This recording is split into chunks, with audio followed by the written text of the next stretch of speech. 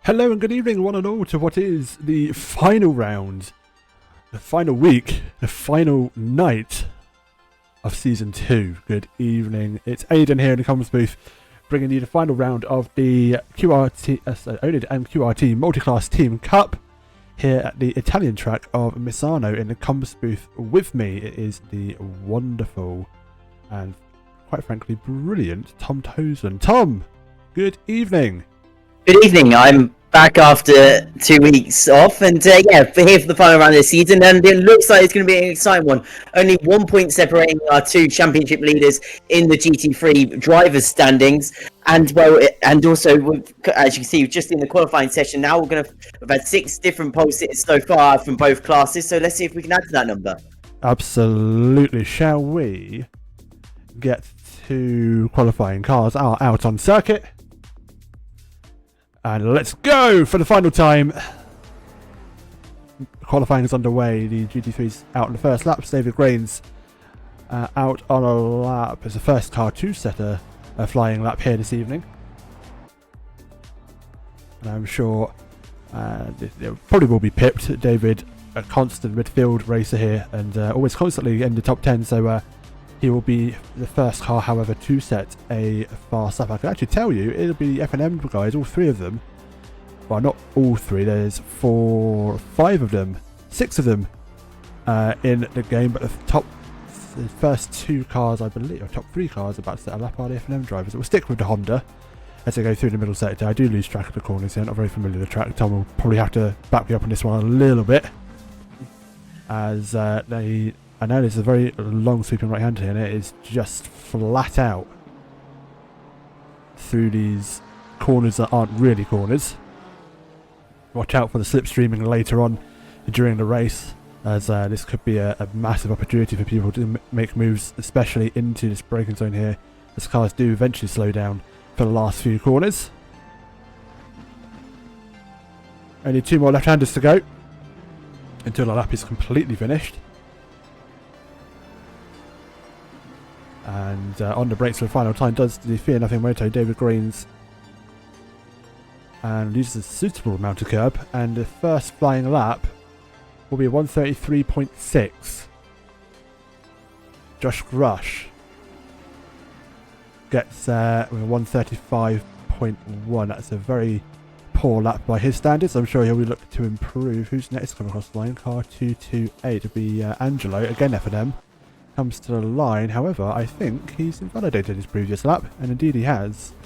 Oh no, he hasn't, he's gone second, 134.8, which is immediately beaten by, look at it is Luke Oil Racing Esports, back up into the top 2. No unusualness there. Importantly for David Granez, who's currently in the top spot at the moment, he is the driver currently leading. I think the driver in second in this. Oh no, I was right the first time. He's currently the driver leading the drivers' standings by that singular point from Ivanov. And the thing is, David Grains does not have any success time added to his pit stops in this round, whereas Ivanov does have some success time added to this round. So for the moment, David Grains in a really, really good spot as long as Ivanov can't get ahead of him. We shall find out. Where is Ivanov is the main question. Just looking up and down my timing screen, Ivanov has not yet set a lap. Car 406, I'm just trying to find him. There he is. He is on a lap. He's actually about to finish a lap. So we'll see what he can do. He's going to come to the line. And it's going to be P1. And yeah, exactly what he needs to do. Has that 10-second success penalty to add to his pit stop time. Not the full 20, which is quite good for him in this round. So yeah, what he needs to try and do in this qualifying session is what he's just done and try and get ahead of David Grains. And I mean, what he probably want is for David Granez to be just a little bit lower in that order. So he needs some drivers around the second place driver to improve, but it doesn't look like it's happening so far, and a little bit wide there as well going across those sausage curbs, and does invalidate his current flying lap. He was up on his time, sadly not to be. Let's have a look at some of the other F&M drivers. A big showing from these guys this season. often showing good 4, 5 or sometimes 6 drivers in the GT3 class.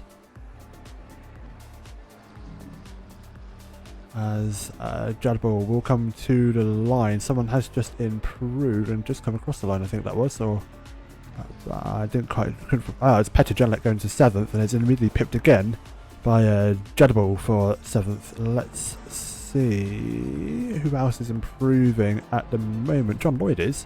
Let's go down to Friday, guys. Had a fantastic showing in the 2.4 hour race that the oNiD podcast was showing. Friday guys taking very good top positions both in the GT4 and GT3 class, as we were rambling on with Steve from SimGrid on Friday night. So a good showing from those guys, and I'm hoping that they'll be wanting to take that momentum into this final league round of racing. oNiD Racing Johnny. Bit difficult to declare winners on stream tonight, as we have drop rounds to contend with. That is a fair point. However, I do believe our wonderful Ben22 Racing did give us an updated standings on a picture that I was supposed to show on stream, but I didn't. I think that's taken into account drop rounds, but it depends on performances of tonight. I do presume that other rounds might become drop rounds and the scorings might change again. So we will say, and we will assume, that the battle is between Ivanov and Granez. Okay. I'll say we assume.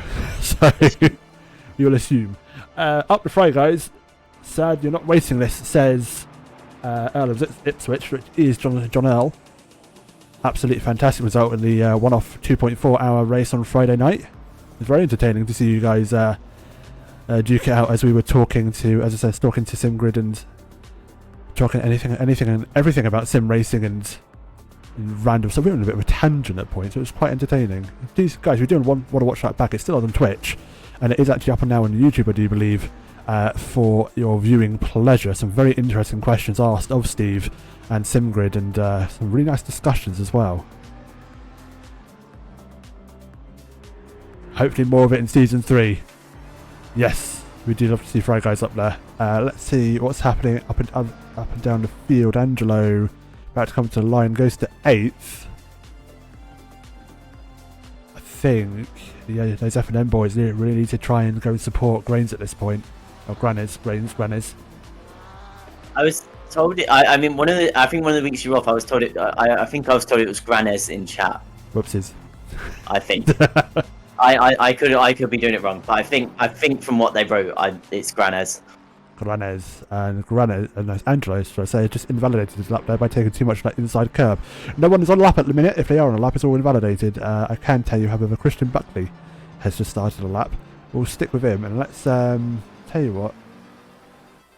Let's which one do I want? I wanted that one. There we go. That's the camera angle I wanted. Let's stick with him for a lap, as he's going to go into the end of the first sector. There's an F&M driver getting suitably out of the way. I think that was one of the Hondas of either Granez or Formato. Into that left hand. He's lost time, however. He's about 0.8 of a second down as we follow him through his lap. On the brakes all the way down to first gear, gets it turned in. That Aston does like to turn, but I think does lose out on the straights. Not as straight liney as it once was. I think the Ferrari, and especially no Bentley tonight, but the BMW also giving a good showing. The Lexus, as we've seen from the amateur series, is quite good in a straight line, but no Lexus here this evening, so hopefully the Aston won't have to put up such a fight in the straights with the other cars around him. But he will stick with this lap, comes through the final turn.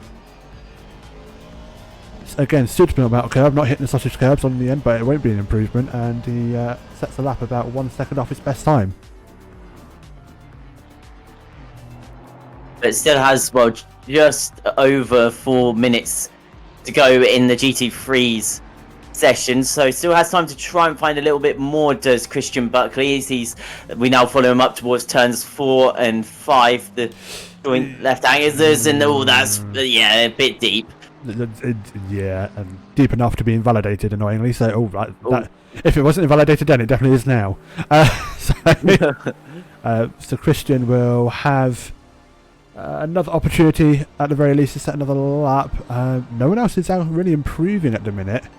Something we haven't mentioned, sorry, I just wanted to say is Timothy McCullough serving a qualifying ban for this round as well, so that's the reason he's still sat in the pit lane in the 17th position, so a little bit maybe annoying to have that at the final round of the championship, but that is where they find themselves.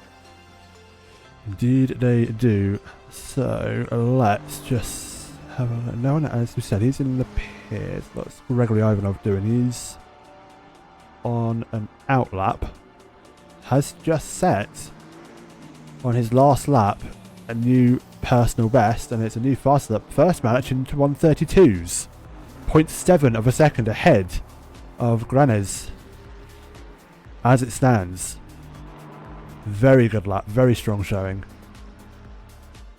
Yeah, indeed so, and it's really it's exactly what he needed to do. As I said earlier, he needs to try and put as much of a gap between himself and David Granez in this race. And this is really kind of just a bit of, just him showing how much pace he has at this circuit to be able to take that into the race as well. That is what he needs to be able to do. And yeah, it looks like he's doing that so far. Yeah, absolutely.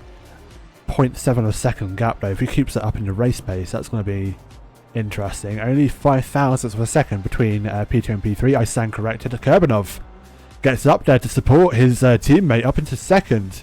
And that's good for their team's championship. Obviously, both of them leading in the GT3 teams by, which has been it would probably have been a more decent margin if they didn't have the connection issues and some of the bad luck they had in the early rounds. But it's they're both leading the team's championship, and again, this is exactly what they need to do for that. Both of their championship rivals with F&M and Fry Guys, both of them, the two F&M cars in third and fourth, so they're both ahead of them, and I think Matt High and Christian Berkeley in 5th and 7th position. So they're just doing exactly what they need to do in this session, and it looks like it's all going to plan for Lucor Racing Esports. Yeah, spot on, absolutely. What's David doing? He's on a lap. He's improving in Honda. Honda, of all cars, looking really good around most of the tracks that we've raced at. I think the balance of performance has really helped them get up the field, and most tracks you can see them with a minus ballast, which is rather interesting. It's going to take a big improvement here for David Granez as he now comes around the final corner. Hasn't got long in this session. A car ahead of him as well. One of the BMW straight into the wall. That's one of the Fry Guys cars. He comes across the start-finish line. Is it an improvement? It is. He's up to second, but he's still 0.323 off. So David Granez, with only a minute now left in this session, this is going to be it for him. He needs to try and get ahead of Gregory Ivanov. He's got ahead of his teammate Elmar Kurbanov, but for his championship, he needs to try and ensure that he's ahead of Gregory. Indeed he does, and it's going to take a little bit more than that to try and get ahead of Gregory. He is on another lap, but he's not improving. What can Kurbanov do? He's just started a lap. 30 odd seconds left of the GT3 qualifying.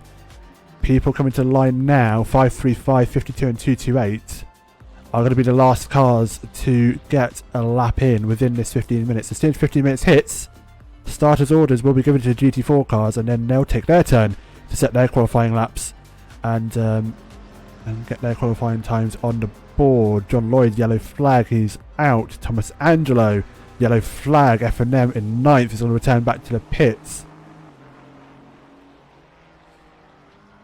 This is it, folks. First car to come across the line for the end of this qualifying session will be Ivanov. He is going purple very marginally. It may be a very slight improvement as he comes to the line, and it's literally exactly the same time, down to 2 thousandths of a second. Next car to cross the line, David Granez, not improving as it stands, comes through the final turn now. Can he find the all-important 3 tenths of a second with 1 quarter to go? No, he can't. It will not be an improvement, and he will come to the line and remain in second. It will be the same for Kurbanov. He will not, unless he can find 0.3 of a second. He is currently down. He doesn't bin it. He dives to the pit lane actually, and actually smacks the wall for good measure. Only other car out on the circuit in GT3s to finish the qualifying is Petr Janelek. 0.1 of a second up on his best. May challenge Matt High, we will see. But It is now set in stone. Ivanov Granez, Kurbanov Formato. It is Lukoil Esports versus F&M for the final round of this multi-class championship. Yeah, and that is greatly Ivanov's third pole position of this season, and he'll be hoping to convert that to his fourth win of the season in this final round. Nearly won by that, and that would make it nearly his one half the round to this championship. Anyway, up towards the start finish line. Payenne comes across the line. Can he beat Matt's high? It doesn't look like he can, and he doesn't. He does not, and now our attention turns to the GT4s. As mentioned, oh sorry, I was going to say Swinkles and Thiago Hoffman's not in this round as well, so that's basically I think that is secured second position in the championship for both Ben Brown and Luke Sherlock. So that's kind of one thing for them not to have to worry about anyway. And anyway, we follow Daniel Tomlinson. I had said a strong performance since I've been gone, but I believe he took a win. So we'll have to see if he can replicate some of that pace here today, as he is the first car to come across the line to start his first final lap, and he just gets into the braking zone now and through turn one. Indeed he does. Let's jump on board of him with the very odd right-hand drive car of the Ginetta. Does throw you off a little bit if you've got used to the majority of the left-hand drive cars here on ACC. But he will be the first car to set a flying lap. And the Ginetta does love the corners. The straights it will lose out on. But give it a corner, it will go and stick to the track like nothing else.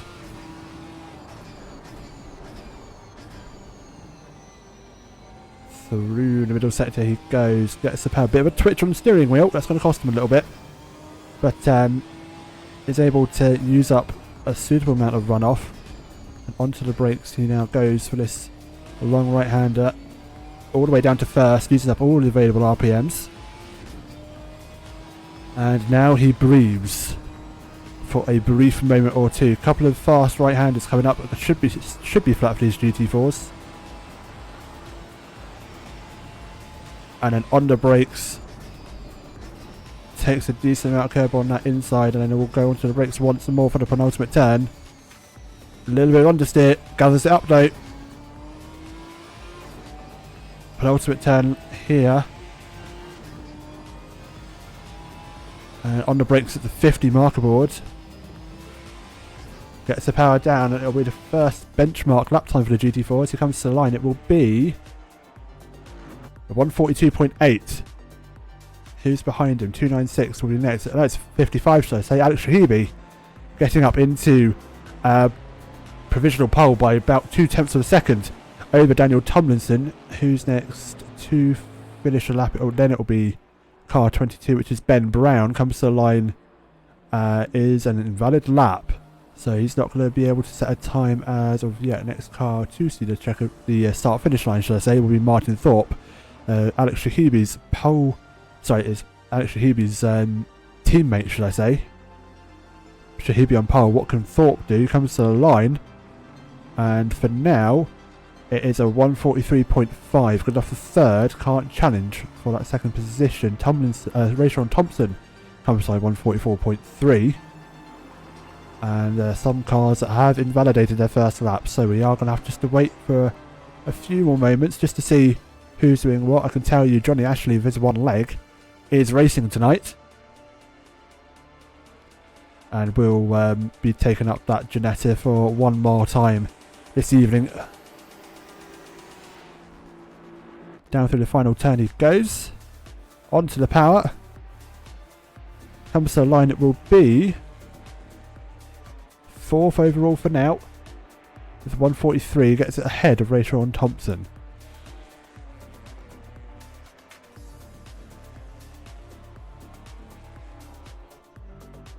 Right, go back to Daniel Tomlinson. These guys are now on their second flying laps. As he comes to the line, I don't think he's going to improve, sadly. Is it actually marginal improvement? Not enough for pole position, but Shahibi extends the lead to 0.463 of a second. Gets up into the 142.3s. Car 22 will be next to see the line. I can tell you Ben Brown is now on a valid lap. Comes to the line, and he splits Tomlinson and Thorpe up into P3. for the Sherlock Automotive Racing Stronger oNiD. Indeed, as I say that, Petrogelic in the chat. Evening guys, and let's go Racing Stronger. And Fry Guy's already claiming stakes in the Twitch chat, saying they're going to come for you. They're going to come and get you. Already the trash talk is here, and it's only there's only another 2 weeks until season 3, folks. There's plenty of time to brag, as we still are seeing Shahibi out on top. Jordan Oak Sherlock yet to set a lap.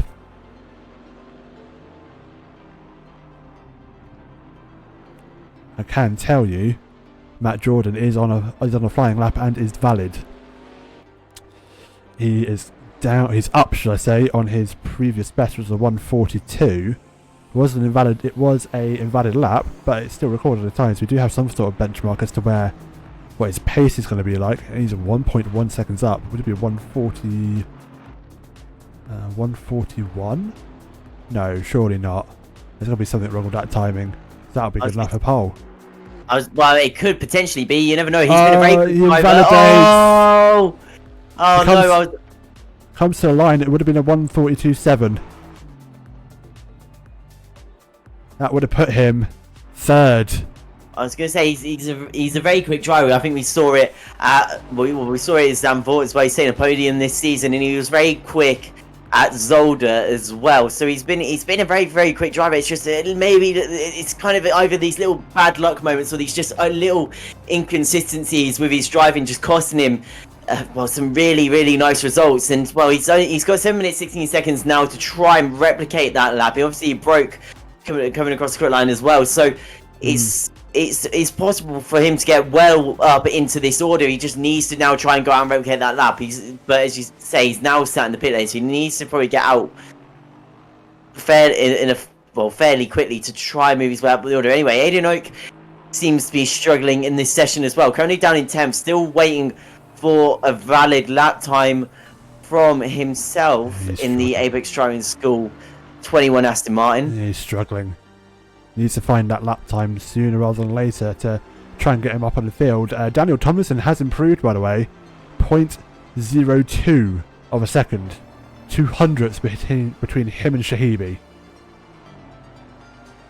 So obviously near the end of this season, Daniel Tomlinson getting very, very comfortable with that generic, and it's really, you can see how confident he is because, as you say, the margin is just so close between the pair of them. And it must be trying to find a gap, must be maybe catch some traffic. But it's just costing him time. I was going to say, you probably want to try and just set that banker lap at this point, as I always go on about, is you just probably want to get that banker lap time in and then start pushing, because yes, now he's got a gap on the circuit, but he could quite easily invalidate, or you spin the car, or be involved in an incident with a car ahead of him, or any sort of mishap could happen to him, and it's just leaving it that little bit risky. With only 5 minutes 41 seconds to go, that is enough time to do another couple of laps, but it's just, you never know what's going to happen on those laps and what's going to crop up for you. So it's a little bit risky, but I think, but as you said, he's now in a very nice space on the circuit. It's just about trying to keep it within track limits. Yeah, spot on. Oh, excuse me as I take a quick sip of water. But it's very wide. He invalidates. That's the risky plays now. As his current lap time now only 5 seconds off the next fastest time. So now Aiden Oak needs to try and get around again and try and improve. Anyway, Alex Shahabi has had an improvement since we last saw him. Now it's a 0.127 gap between himself and Daniel Tomlinson in the Genere. Tomlinson not improving in this session to be able to catch Alex Shahabi at the moment, as now Shahabi looks to try and improve again as he now heads up towards the final corner. Just a kind of little dab of the brakes, gets the car turned in, meets the apex of the corner. Can he keep it on the circuit? I think he just about did. So now he comes up towards the start finish line. Can Alex Shahabi improve? No, he can't. It's only marginal at 1 minute 42.210, 1 minute 42.292 that lap was. So he's well, I mean, it's good for consistency, but not good enough to improve. So he's going to have to try and go again with 4 minutes and 10 seconds to go now in this session. Ben Brown probably would have been hoping for maybe a little bit better of a session here. Currently 3 attempts off, well, over 3 attempts off of the pole position time. Only needs to find a marginal improvement to try and move ahead of Martin Thorpe. And, well, Aiden, is he anywhere near that at the moment? He's 0.2 of a second up on his personal best. So this will shuffle him up the order if he can get it on a clean lap. He goes through the final sector. He finds time. It's going purple. He invalidates. Yeah, he kind of knew it was going to happen. He just missed the apex of the corner, and it was a one-way journey to the outer side of the circuit there. So that is that's going for Ben Brown, because he will want to be somewhere close to Alex Abbey and between mine and Thorpe, because he's been so consistently in the top 3 this season, and I think he'll want to try and put himself there today. Sadly, not to be on that lap. He did find time, but because he ran wide, he's validated the lap. He's going to have another couple of chances if he keeps it clean. And he was finding time on that previous lap, so goodness knows what could have been. Pay Internet in chat as well. One leg Johnny is doing a really good job, and yeah, I mean he is though. He's inserting himself into the mid pack of the corner. Has out qualified his teammate as well things stand. So yeah, he's doing a really good job at the moment. Top 5 is definitely a good place to be starting in this one as well. And actually, if I have a quick look at my paper, I can tell you how the success penalties will affect that. So Daniel Tomlinson has a 20-second, Alex Shahabi has 10, and Martin Thorpe has 5. So 3 of the drivers ahead of him all have that success time to be added on. So this is looking up to be a really nice race for Johnny Ashley, if he gets good luck in the race as well. Captain Pegleg himself. I'm so dead. I'm going to die a death when I see him at Christmas. He may turn me into Pegleg at this point. Oh no! Love you, Johnny. So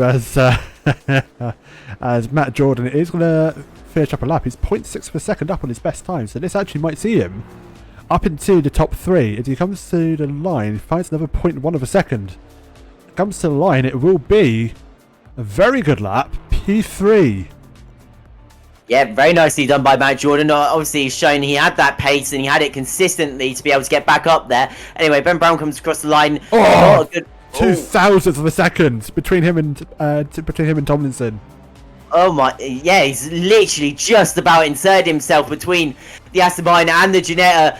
Bad luck for poor Matt Jordan, who now finds himself down in 5th position, but all the improvements coming at the end of this session, with Ben Brown doing a very barnstorming lap time to get into 2nd. I'm not sorry. I'm not laughing at you. I'm laughing at Johnny in chat. Thank you, dearest. I have just noticed that. Yes, yeah. Thank you, Johnny. And, and that's Thorpe's qualifying over. Yeah. P4 is going to be the best that he can do as we await everyone else to finish their laps. I'm just trying to see who's where. Next car to see, well, actually may actually get another lap in. Will Tomlinson, but I think he's going to be the last car to see the start finish straight before the checkered flag. Car 107. Rayshon Thompson might just make it, depending where he is on circuit. I don't think Tomlinson's going to improve on this lap. Comes to the line. His 1/10 off basically his previous personal best. Aidan Oker's had a stop on the track and indeed has decided to return to the pits. That's his qualifying over. P10 with a lap 5.2 seconds down. Sadly, it's not going to be good enough to get anywhere near anyone else's time. Rayshon Thompson decides to plonk it into the wall, and the last car to see the checkered flag was the was Matt. I think I was Matt Jordan. No, he's seen the checkered flag. So the last car to see the checkered flag was indeed car 90, Daniel Tomlinson, who is on a lap. Luke Sherlock on a lap. This is Ben Brown's teammate. Ben Brown hasn't improved, by the way. He stays in 2nd position, and that's an invalidate from Luke Sherlock. And we're now all eyes turned to Daniel Tomlinson. Yeah, not too much to find for Daniel Tomlinson here as well. Ben did have a little bit more of an improvement, but not by much. Only 0.090 off of the pole position time. Tomlinson 0.127 off of the pole time as things currently stand. you Always invalidates. invalidated. Oh dear. Oh dear. Oh dear indeed. Oh dear. Yes, indeed. As we now wait for the session to transfer over to the race. And I think for one final time, Tom. Yes. We get to do our grid rundown. Yes. Yeah. It's been 8 long weeks. No, I'm joking. Yes. Right, let's. Oh, I would if it would let me click drive. We might not get. We probably will get a quick grid rundown, but it's not letting me click drive. That's rude. Oh. So Gosh. we will have to wait about 2 minutes before we can take to the track and give you guys a rundown of who's where. Now, we will do so, but it may be as the cars are doing their formation lap. As you see, some of the penalties being applied now. Matt High's 20-second penalty has just been added on for the race, and Stuart's getting things all set up as we wait to get underway. We're kind of going to have an interesting start as well. Starting behind the GT4 field. We know how well that's gone in the past for sometimes with GT3s trying to make their way past the GT4s. It can be a little bit awkward because of the obvious speed difference between them. So that'll be quite interesting here as well. A lot of, well, especially the first couple of corners, all quite tight and hard. Well, I'd imagine quite hard to overtake a slower car around. So that could all be interesting for him. And yeah, it's going to be interesting to see how the other guys play it for the championship as well. The top two, as things currently stand, without, well, I assume without the drop scores being taken away as well, is Gregory Ivanov and David Granez. And well, they start this race in first and second, so you couldn't really ask for anything more with the championship battle. And well, it's really, really going to be interesting. Anyway, sorry, I'll let you get away with your rundown. Bear with me a second. Oh. There we go. We will start with our very quick grid rundown. We'll probably go do them as the cars go and start their formation up as well. Gregory Ivanov, your pole position for GT3. David Granez, FNM P2. Kerbanov in third. For Matto fourth, it's going to be Lukoil versus FNM for this final race. Matt High in fifth. Petr Jelek sixth. Wilbert Van Oosteren in seventh. Christian Buckley eighth. Thomas Angelo in 9th, John Lloyd in 10th, they do pull away. In 11th, it is Timothy Judbull. In 12th, Nick Manders. Ollie Knowles, 13th, Ralph Best, 14th. Josh Rush in 15th, Terrell Hubbard in 16th, but not the last place GT3. We will get to that in a few moments' time. Alex Shahibi, your pole sitter for GT4, followed by Ben Brown. Tomlinson in third for GT4, fourth Martin Thorpe. Matt Jordan in the car that is only supposed to be able to turn in one direction is in fifth position. Wonderful one-legged bossman Johnny Ashley in sixth. Luke Sherlock seventh. Alex Park in eighth. Rachel Thompson ninth, and Aidan Oak in 10th. So all out of position. So do ignore how they are forming on the grid. And as we said, there was one GT3 that was in last place. They've elected to start from the pit lane, which is probably a wise decision. Tyler McLeod for FNM will start in the pit lane for this final round. It is a 90-minute race as well. Yeah, this is our second 90-minute race of this season after Donington Park, the third round. And, well, only two of them this season, the rest all being 60 minutes, so it'll be interesting to see. The last one we had was quite chaotic, but I believe that was more down to the Donington Park circuit compared to it being the 90-minute time limit. But you never know, we've got a lot of championships to be decided today, and, well, a lot of those championship rivals all being around one another, so I assume there'll be some aggressive driving because they've got that extra thing to worry about. They're not as well as the race win, they've got to think of the championship, and what comes with that. So it is going to be really interesting. Only now a couple more corners to go before we get underway with round 8 here at Misano. Yep, absolutely. And for the final time, they will start to get into 2x2 formation. On cue. It's going to be Fear Nothing Moto versus Lukoil. The two teams have been battling for the top positions for the majority of this season on our Sunday night QRT and QRT championship. Who will take the honours of the overall championship in drivers? Who will take the overall championship in the teams? It is still up for grabs for the final time for season 2. The cars take to the start-finish line. And we go... Oh. Green, and away. The Ferrari gets a good start on the inside line. Honda gets squeezed out on the outside a little bit. In the background, the other Ferrari takes and holds third position.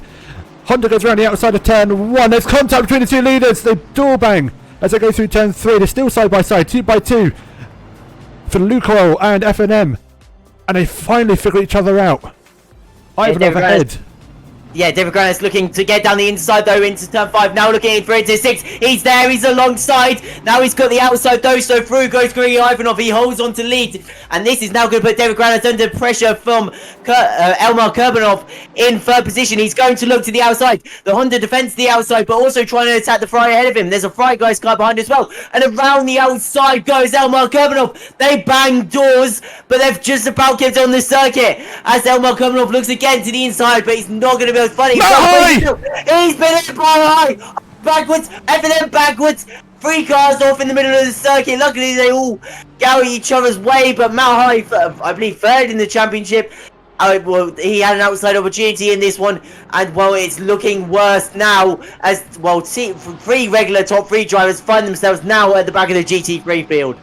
Let's see how that all unfolded as we go to a replay, and we'll see the Ferrari guys. Motorsport Aston gets it too late on the brakes by the looks of it. Sent up the inside, makes contact, and everything unfolded after that.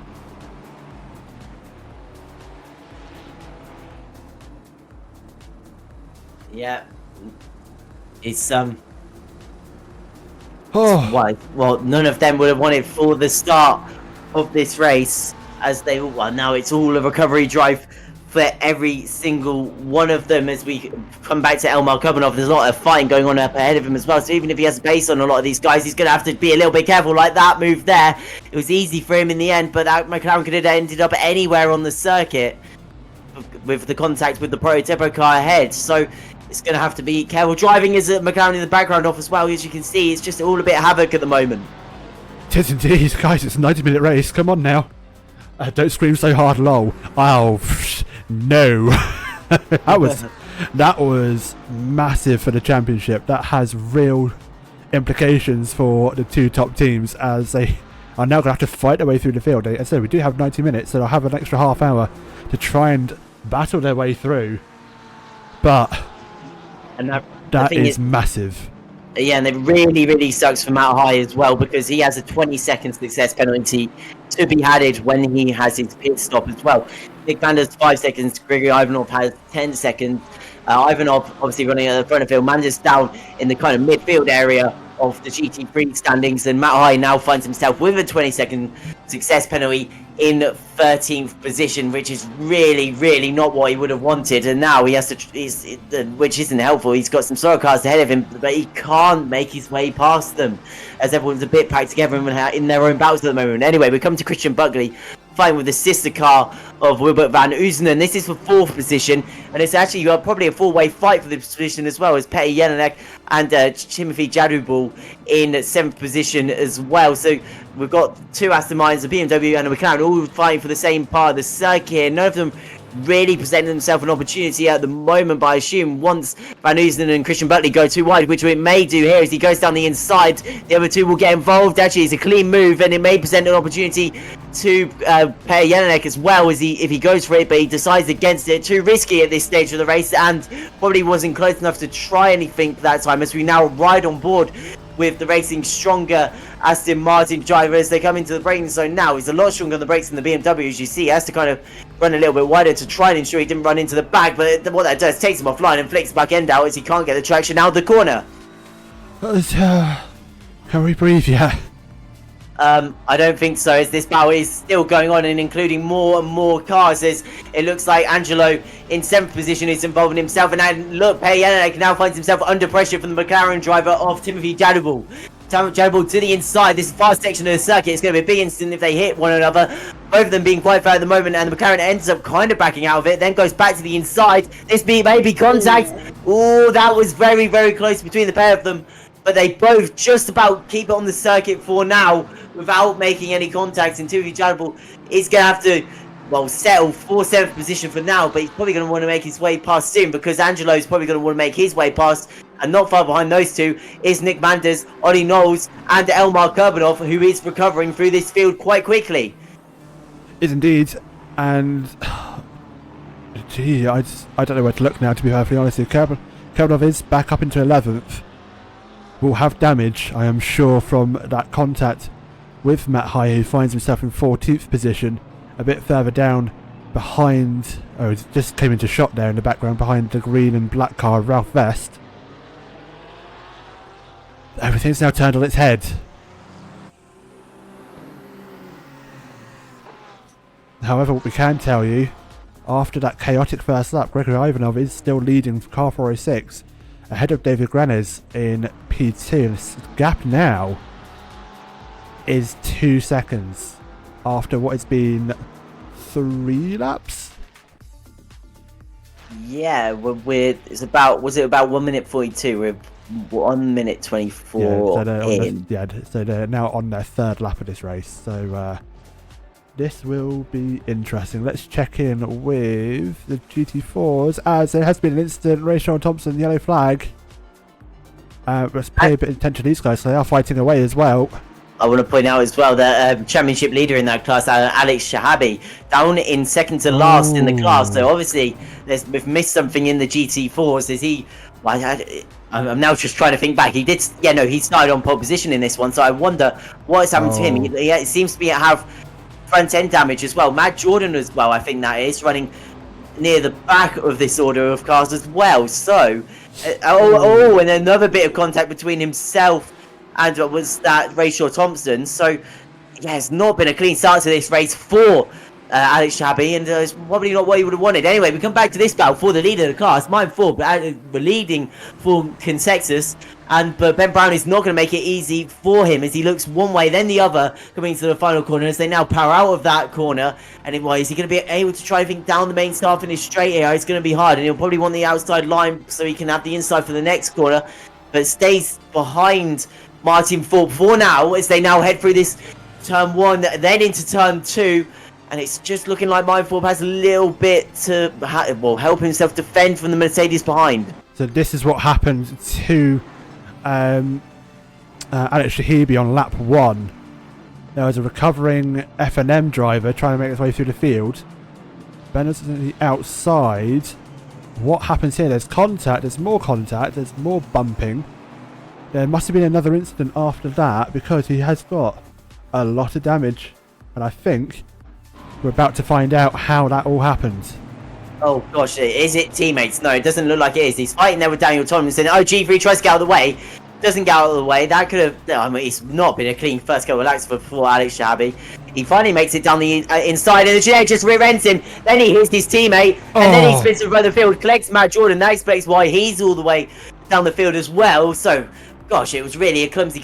Well, not really on his own part, but it was the clumsy first couple of laps for poor Alex Shabi, who's now finds himself lower down the order than he probably would have liked. 15-second penalty for car 8, then added another 15-second penalty, so 30-second penalty for car 8 in the field. Kurbanov. Oh, Kurbanov. So obviously they, I assume he was at fault for that incident that took out 3 competitors. That was Matt Hyder went up the inside. I'm surprised. Actually, have a look for me and see. To see what the explanation is.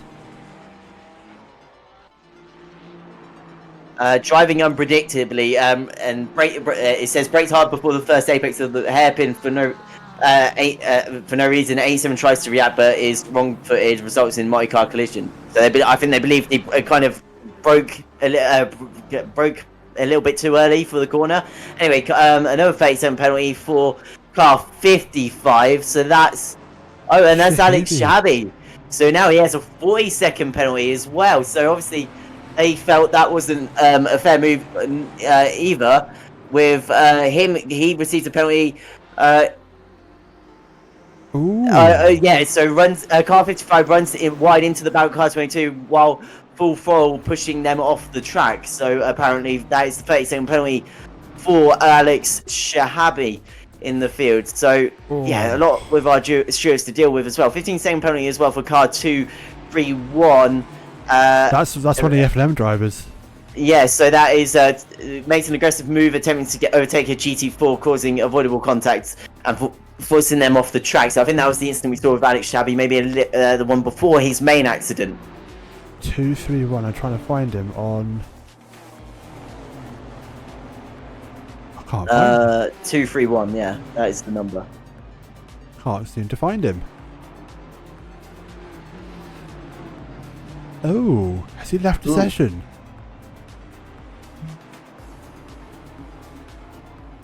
Let me try and do some investigative work. Yes, absolutely, because I think I'm not seeing a 231 on my timing screen.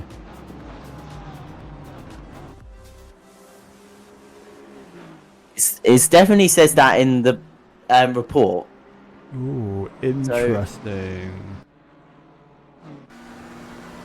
Well, we'll jump back onto with Jadabal, who's trying to hunt down Petr Janilek, who in turn is trying to hunt down Van Ooselen.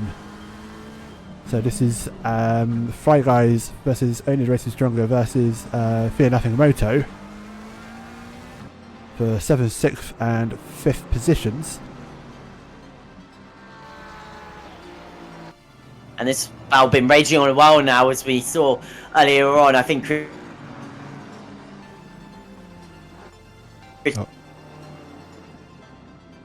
No, we've lost Tom for a brief moment, and indeed I think I'm going to agree with him. This battle has been brewing for quite a long while, with Van Ooselen leading the way in 5th. There's a bit of Van Ooselen train as it stands. These F&M drivers also trying to move their way up the field to try and support their teammates up ahead. 111's got a penalty, and that is Oliver Knowles.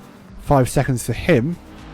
He's down in 12th. He's on the back of pack of There's a separate battle happening between Manders High, Kurbanov and Ollie Knowles. So they'll be fighting away as well as the battle for Matt High with Nick Manders getting mighty close. And in the background as well, that's a Kurbanov trying to get around Ollie Knowles and gets that move done. Yeah, and Ollie Knowles actually running the back of Matt High in that move as well, so that's why Kurbanov was able to go around the outside anyway. Kurbanov, a very aggressive move down the inside, outbreaks himself though, and then gives the position back up to Matt High. Doesn't lose out to the prototypo car in that one, as we now ride on the back rear wing here of the Aston Martin. Not really close enough for anything for Elmar Kurbanov at the moment. I think Matt High was lower down the order as well after the spin, so maybe has obtained less damage from that first lap incident, which has led to him getting ahead of Elmar Kurbanov. Kurbanov may be struggling ever so slightly because again he's been in this battle for a while now, and he's not really made much progress apart from that pass on Ollie Knowles that we just saw a few corners ago, and he's not really doing anything at the moment to really put Matt High under any sort of pressure. Matt High's still feeling like he needs to defend though, as he takes a much tighter line into turn 1 compared to the Ferrari driver. But that's because he's going for an overtake, as he's going around the outside of Nick Manders, and he's got the move done on the inside. And Kurbanov takes a very opportunistic move as well, gets past the Berkeley Lacto team. Oh, that's a bit of a nudge from the Porsche behind him, from the prototypo driver of Ollie Knowles. Yeah, Ollie Knowles just trying to get his nose into that battle there, but 3 wide into turn 5 there wasn't going to go, and it didn't in the end, as these guys now return to their single file format with Matt High still escaping a little bit up the road from the Ferrari driver, who's eventually made his way past those 2 Porsches. No, absolutely. So they'll stay put for now as the Porsche thinks of making a move up the inside. It's better of it. You have an F&M driver in the sand pit, however. That's Tyler McLeod. Starting from the pits, what he was, and now he is in the, or was in the gravel, and deciding to take his bucket and spade and start building some stand castles, I do believe. I have a thing that was just on his own as well. So, salt to the wound from his quality band. I mean, sand castles are appropriate for this circuit as well, not too far away from some, I believe, holiday towns and villages in Italy as well. So, I mean, definitely in the right place to do that. Indeed. Another incident here for Alex Rahibi. We are going to have another look at what happened here. He's fighting through the field. Goes wide on the final turn. We'll get a bit of a finger wagging for that by the game. That's probably going to be a track limit abuse warning. As he comes down to turn 1. Probably a little bit hot under the collar. Oh, who is hot under the collar is a Janetta behind him. He gets into the corner a bit too hot. As the leaders for the class are fighting up ahead. Aidan Oak, however, is off the circuit. Will rejoin, but we will jump back to GT4s because Ben Brown, Martin Thorpe and Daniel Tomlinson, these 3 GT4s are fighting for the lead. Yeah, and very aggressively fighting for the lead as well. It's kind of like, they're kind of like, they've made their own breakaway pack here. It's kind of like a cycling race. These 3 just trying to move away from one another, and it looks like Ben was under pressure, but now actually it looks like Martin Thorpe is the one that finds himself under pressure, with Daniel Tomlinson looking to the inside, thinks it's against it, look, but does take a much tighter line around the corner. It gives him so much more speed coming onto the start finish straight. Now with, I believe that's one of the Ferraris coming up behind one of the GT3 guys. The Janelle kind of squeezes the Ferrari to the inside, maybe not totally realising it was there. Martin Thorpe having to give room for the Ferrari is actually gone offline now, and that's going to give an opportunity to Daniel Tomlinson, but Tomlinson can't find a Janelle-sized gap to get his way past the Aston Martin, and all this is doing is helping Ben Brown get away from the pair of them. And while Ben Brown doesn't have any success penalty to serve as well, so this is looking mighty nice for Ben Brown as it stands, and Daniel Tomlinson again still doing everything he can to try and make his way past, but can't do it. That is, that's an F&M almost off the circuit, or was off the circuit there, trying to get past the GT4s. This is playing into the hands of Ben Brown, as he said.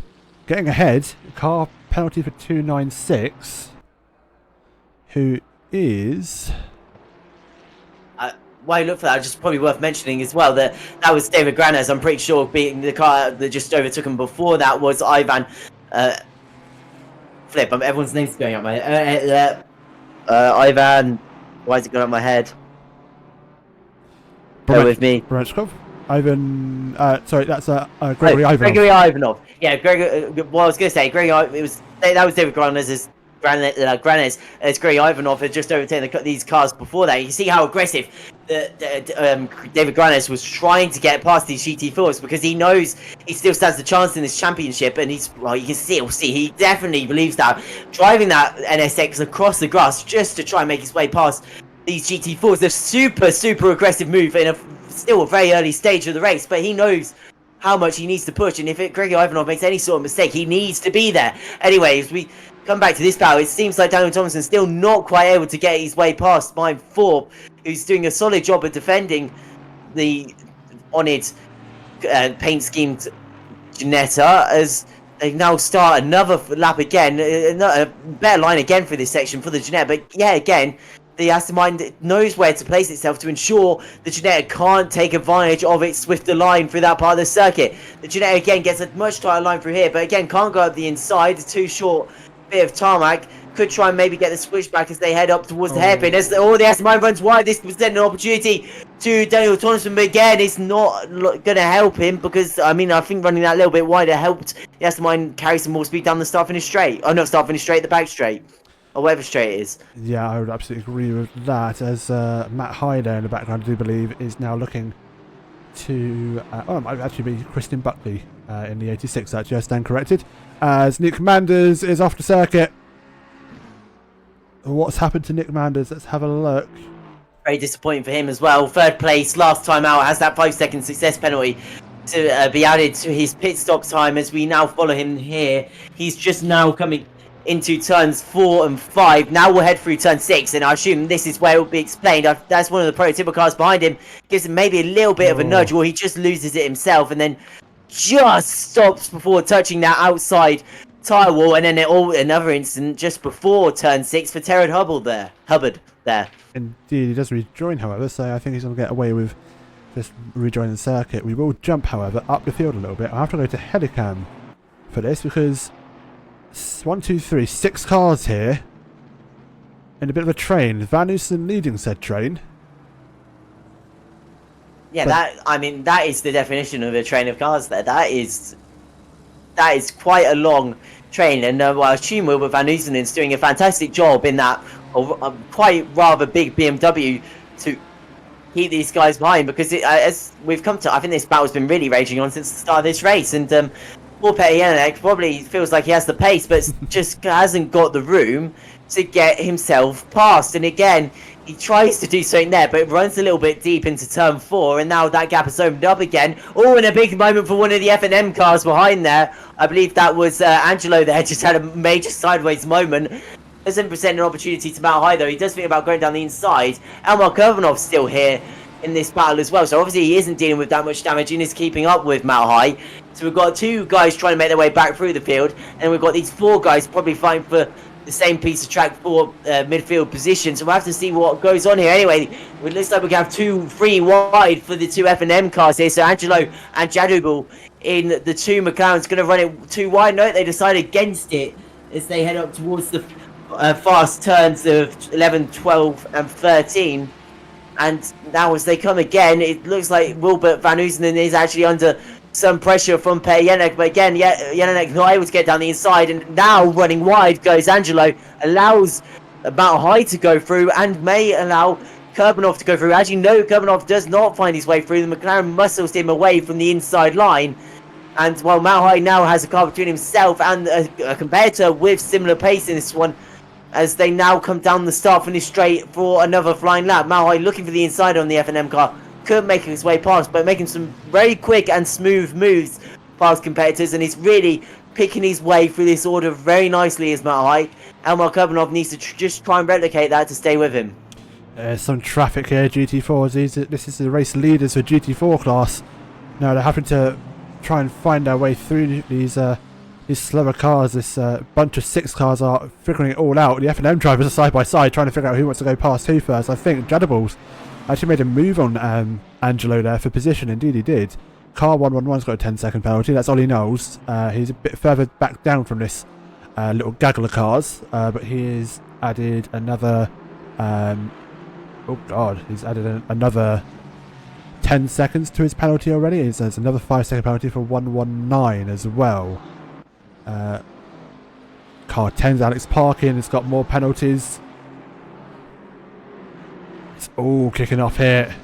It is indeed, but as we said, this is the final round of the championship. It's all or nothing going into this round, and obviously a lot more aggressive driving in this race to ensure their championships go well can lead to errors and accidents, like we may see now. 2 wide in the background as well between Angelo and Kurbanov. Angelo holds on to the position just for now, and it looks like Ben Brown, I believe that is just going to get in the way of Elmar Kurbanov. He's going to go to the inside of Brown in the end, but Elmar Kurbanov is really not going to be enjoying this at the moment, as Matt Heit's 2 cars ahead of him now, and about a second ahead of him up the circuit when they were both stuck with one another. So the Ferrari's going to have to try and make his way past these cars soon. Otherwise, if Matt High is able to make his way past Petr Jelinek anytime soon, he's really going to be up the road and away from the Ferrari driver. And we may see it here as they now head up towards turn 4. To the inside goes Matt High, but defending to the inside is Petr Jelinek. So Jelinek is going to hold on to the position for now, but actually this is probably good news for Wilbur Van Oosten, who will be able to create a little bit of a gap while the racing stronger Aston Martin has to defend from the Ferrari guys. Aston Martin.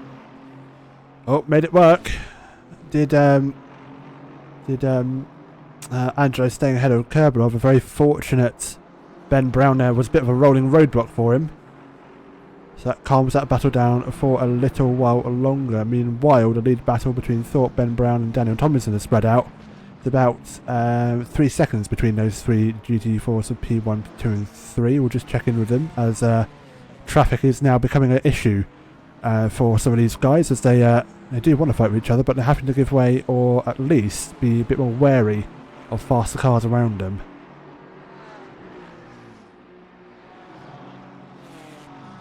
But for now, Ben Brown leads away for GT4. Thorpe second, Daniel Tomlinson third, Ashley fourth, Jordan fifth, Parkins sixth, but very close behind him is Alex Shahibi and Luke Sherlock for seventh and eighth, who have all got it's like a Christmas tree on the left side of the screen. It's insane how many time penalties people have picked up. But most notably, Shahibi will be well out of any GT4 battle after his first and only pit stop.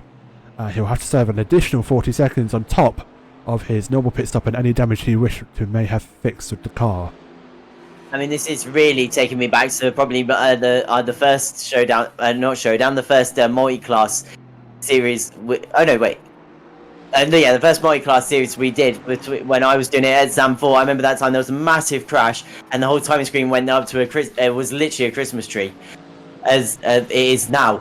As Alex Shahabi still trying to defend a little bit here from Luke Sherlock, is maybe struggling maybe a little bit with damage here as he's trying to make his way past Alex Parkin, but seems to be struggling to do that so far. He's going to look to the inside now and it will make the move stick. It all nearly runs into the door of the Ginetta, just about makes the move still work, and they actually run side by side identically there. Alex Shahabi going for the switchback, and it's just about got the move done, and he is also going to bring past Luke Sherlock if Alex Parkin squeezes them both to the inside there. Really didn't want the Mercedes to come through as well, but it's going to have to settle for it in the end. Actually, maybe not. He's not giving up yet as they run side by side, but he's really going to struggle for momentum out of the corner, being on the inside line. And as you can see, the raw speed of the Mercedes is able to grunt his way ahead of Ginetta, but then going into the braking zone, the Ginetta straight back on the inside. And is the move done? Is it done? Yes, it is. Well, I don't know. Alex Parkin. Left contact, big crash off, goes Ginetta into the wall. Oh, it just didn't. I think he thought he had the move done, but the Mercedes obviously found a gap, and Alex was not ready for that. And yeah, met his Ginetta into the barrier. Dear God, pitbull maneuver or what? But I think that was on the Ginetta. Managed to make a fantastic move up the inside. As we said, Mercedes has the grunt. I think he may have got ahead for maybe a brief period. Oh no, he hasn't. He hasn't, and it just turns in. Look at that. Yeah, and well, I mean, he'll really be feeling the effects of that one. That was the fast and heavy off forwards into the barrier as well. And poor Alex Parkin, was putting on a great show for us there, but it hasn't worked out for him at all. As he now isn't behind Rayshaw Thompson, but does find himself in second to last in class, and he's being a little bit pushed by that Ferrari as well. As the Ferrari finally makes its way through, but obviously unsailed to Ginetta as he went past. That was a bit scary for him there, but Rayshawn Thompson now on his tail within a second, so he's going to have to watch behind. We'll jump back to GT3, because look at this! Van Oosten and Jan High. It's a Fry Guy sandwich with a very nervous feeling of racing stronger. Yeah, and you wonder how this is going to work out. It could, the BMW maybe back the Aston Martin into Mount High. Technically two different teams, but they are obviously all running under the Fry Guys banner. And what Wilbur Van Oosten could do here is back the Racing Strong car back into Mount High. Mount High goes through, and then he can find maybe a safe place on the circuit to let the sister car through, and that would really help Mount High's race here.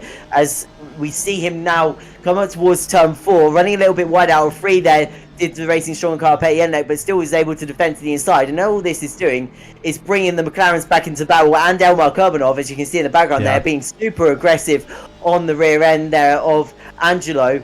And Angelo doing a good job of defending from the Ferrari so far. As we now head up towards the hairpin, we'll have to wait and see how this all plays out as they head into the corner now. Fry a little bit too far back to try and think in the background. The F&M guys don't really try and think on each other either, and Mount High is not close enough to get past the Racing Stronger car either, as they now head into the brain zone. As you can see, the Petty take a much more defensive line, is aware of the dive bombs we've seen in that corner here today, and was defending it to make sure that Mount High didn't try any funny business heading into that corner. But Mount High obviously didn't, and went to the normal racing line. As we look back, he isn't really under any pressure from the F&M guys at the moment in the McLarens. They're not really close enough to really attempt anything at the moment as we head into the final few corners of this lap. And again, it looks like Mount High is going to struggle to get past Petty now, because it looks like Wilbur Van Oosten has made a little bit of a gap ahead of the Racing Stronger car, and he's he's gone off, he's gone wide, he's onto the grass. Bayonek, after being the aggressor on Wilbert Van Oostenden, has found himself making a mistake, and he loses all three positions there. I believe he's fallen all the way behind Timothy Angelo there, and Elmar Kurbanov actually has gone off as well. No, he hasn't. There he is. He's gone into the pit lane. Drive through. Oh yes. That's going to be for track limits. Yes. So has obviously been pushing too hard to try and make his way past Angelo, and has gone off circuit just too many times. And well, bad race for Elmar Kurbanov. It's just got a whole lot worse. He's going to be kicking himself. It's after that turn one incident, it's gone from bad to worse. It is absolutely up to Ivanov now to bring it home for the Lukoil Racing Esports, the two Ferraris that we're so used to seeing up in the top, literally up in the top four constantly. Yeah, I mean, I haven't really had this amount of bad luck since the early rounds of the season. Elmar Kurbanov disconnecting due to connection issues, I believe, from round one. Actually, no, it wasn't Kurbanov. It was Grady Ivan. Oh no, it was Kurbanov in that round disconnecting because of connection issues. Then obviously went to round two. Elmar Kurbanov leading the way, and then just had a little bit of contact with David Granes coming into the final stages of that race. Saw him go backwards and lose his win. And then here today, Elmar Kurbanov just involved in another few incidences, and which has seen him lose out. Anyway, Ben Brown, what I thought was going to actually get majority ahead of these guys, but they've all found themselves all together again on circuit, and they're all together. This is quite literally a sandwich at the moment as the Gennaro goes to the outside. Esmine is able to defend to the inside, but Daniel Thompson's going to try and make it work around the outside. Can't not do it there. And now as they head down the straight, it looks like they're all going to be separated out here. So no moves, I believe, will be attempted into the turn 11. Maybe into turn 13 if the Jeanette is feeling confident, but I believe Daniel Thompson may just be a little bit too far back to make anything work through here as they go through the corner now, and just maybe a little bit too far back to try anything. Could try and get a tire exit, which is what he does try to do, but takes a little bit too much of the corner there. Picks up a little bit off the kind of inside Socha curb, which upsets the Gennaro and drops him a little bit too further back from the Consexus car of Martin Four, as Ben Brown still leads the way, and these guys have kind of stagnated just for a little bit, but I assume they're going to come back together once they get a little bit further around this lap.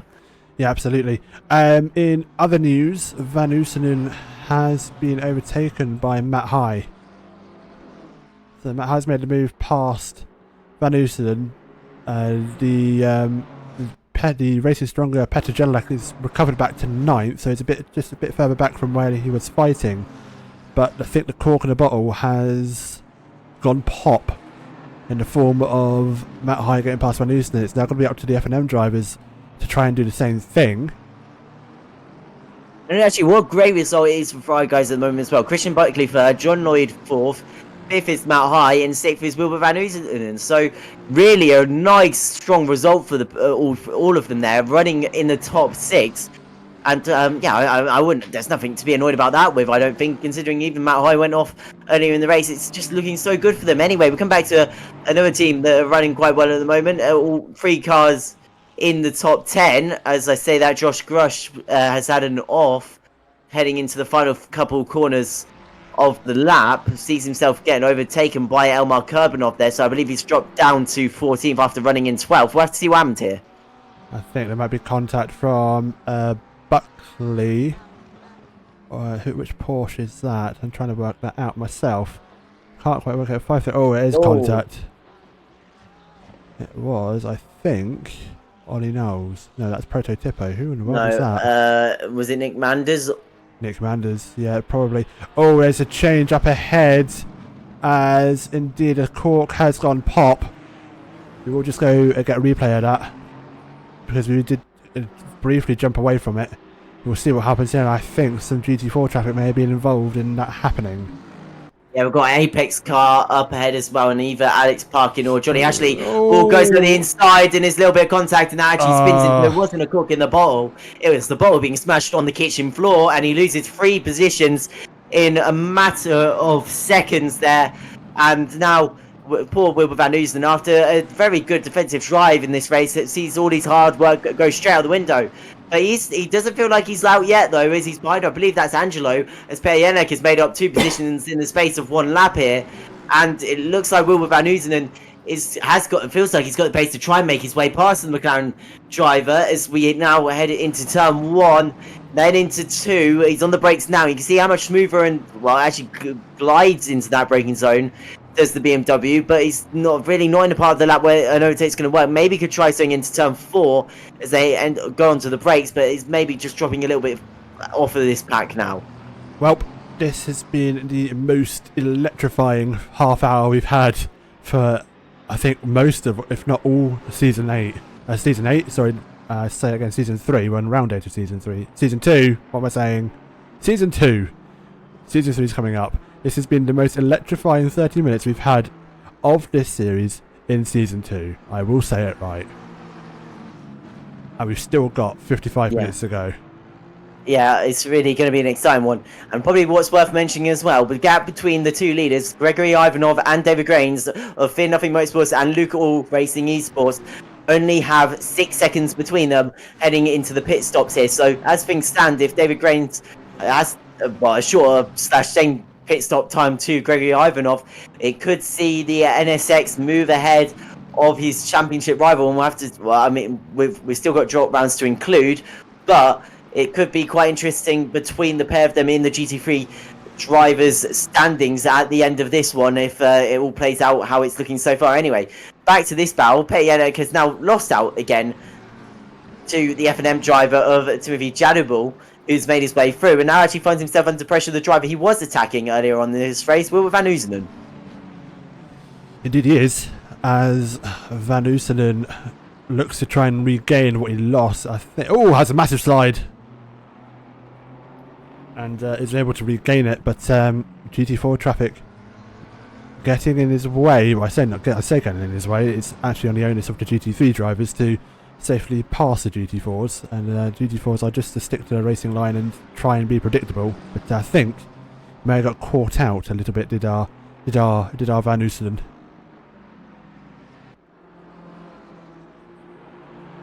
And actually, Petr Yenik running a little bit wide there. Wilbur Van Oosenen that just the grunt off the corner there, the Aston Martin actually makes a sizable gap to the BMW.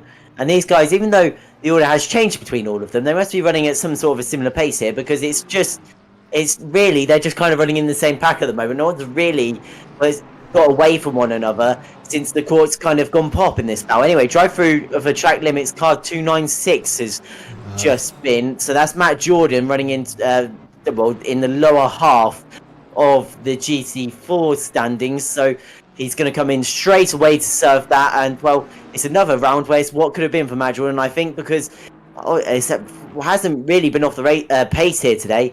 But again, just a few moments of bad luck. Got involved with Alex Shahabi's incident earlier on in the lap, in the race, and then now this as well. So not a fun time for the Chevrolet driver. Anyway, we come to this battle again between Daniel Tomlinson, Martin Thorpe, and Ben Brown. Ben Brown got away a little bit up the road here, has 7 attempts to second position, and well, second position only has 3 attempts to the Ginetta, and probably less than that at the moment, as the Ginetta is kind of just eaten the rear end of the Aston Martin. I would agree with that assessment, as Martin Thorpe is on the defensive. The gap between him and Ben Brown is now 1 second. We have drive-through cleared 296, so that was Matt Jordan getting through and serving his penalty without any issues. But the lead battle for GT4 has now closed up again. Yeah, it could get interesting as well, because I believe my eye spied in the background, and it did some GT3s coming up on these guys. So that could definitely change the order of these guys. Well, either it will change the order, or it will separate them out a little bit as they have to, as the GT3s try and slot their way past. It's one of the 5 guys, Aston Martin, that's trying to make its way through.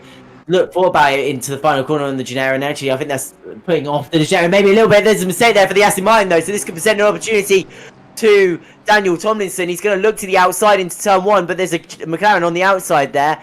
Defending to the inside is Martin Thorpe, and this McLaren going to go up the inside. No, the McLaren's still going to be sensible and sits behind these guys in the battle. Ben Brown held up a little bit through that section as well, so these guys kind of, well, it's kind of like a slinky. They're kind of stretching out and coming back together, and well, actually to the inside, goes to the Janetta. Is he going to have the inside? He thinks about it. He's still there, he's still there, he's still there, but he's not going to be able to make it run around the outside, is he? No, he is not. So Mindforb is just able to hold on to that position for now, and now the GT3 should make its way through.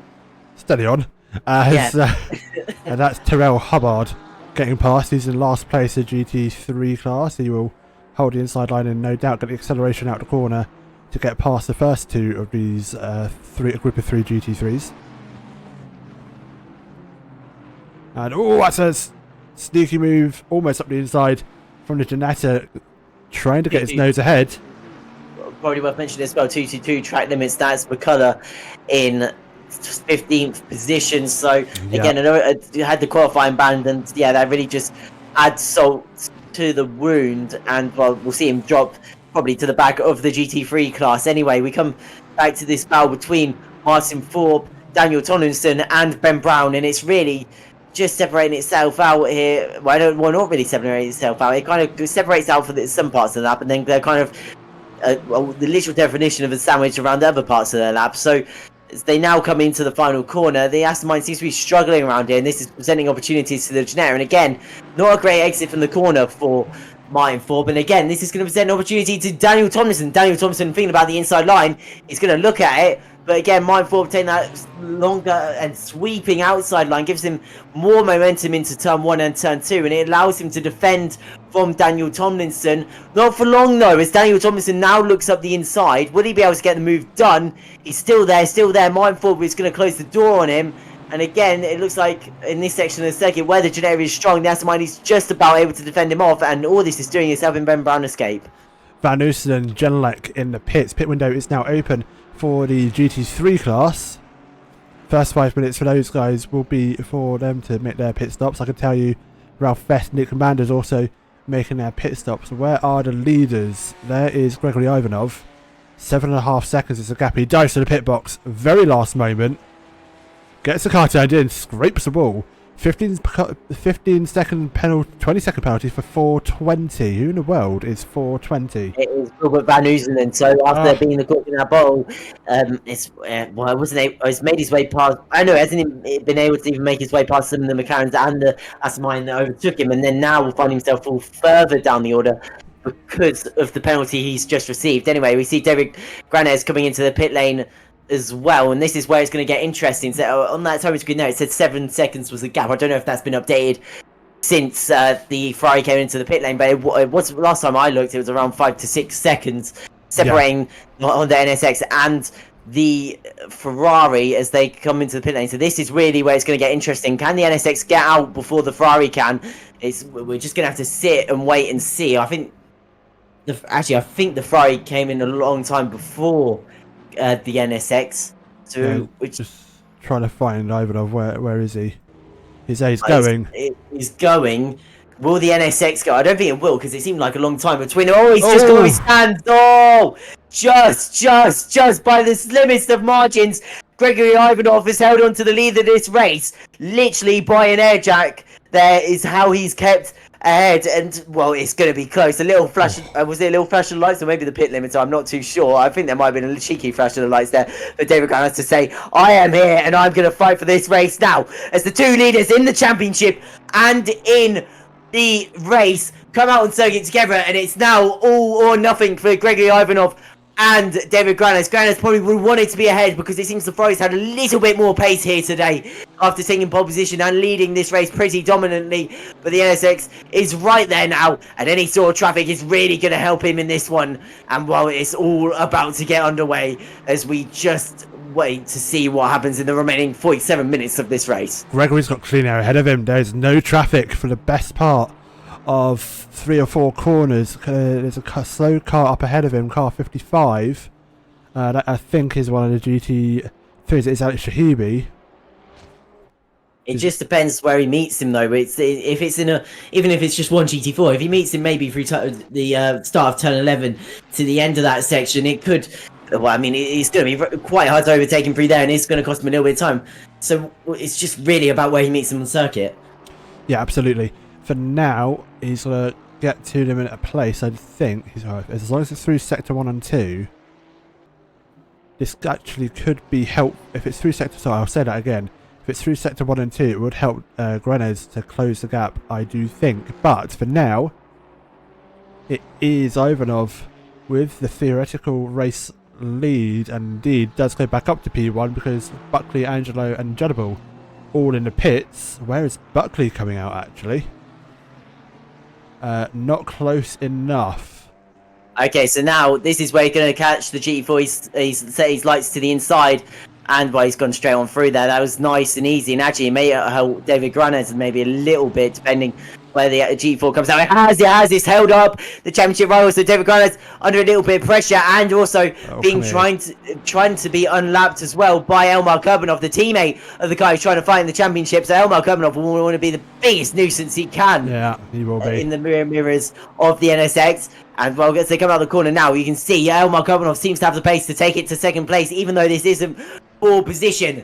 So, well, if you're David Granez, do you want to just let the teammate fly through, or do you not want to? Because technically, Elmar Kurbanov has his own race to get on with and will want to keep pushing on. But technically, he could go the other way and slow up once he's ahead of David Granez to give Ferry Ivanov a bigger advantage at the front of this field. It was already quite big. 1.4 seconds currently separates first and second in the championship and in this race. And it could only get bigger depending on what Elmar Kurbanov can do behind. But saying that, that's the Janair getting in the way of Gregory Ivanov. So it's all changing at the front of the field. Indeed, pit window now open for the GT4s. I'm surprised because none of the top 3 GT4s went into the pits. Johnny Ashley has, however, entered the pit lane as the pit window opened. There was an opportunity for Ben Brown, Martin Thorpe and Daniel Tomlinson just to dive into the pits as soon as it hit on 5 minutes. And they would have been okay, but they have elected to continue driving the top 3 GT4s, fighting away.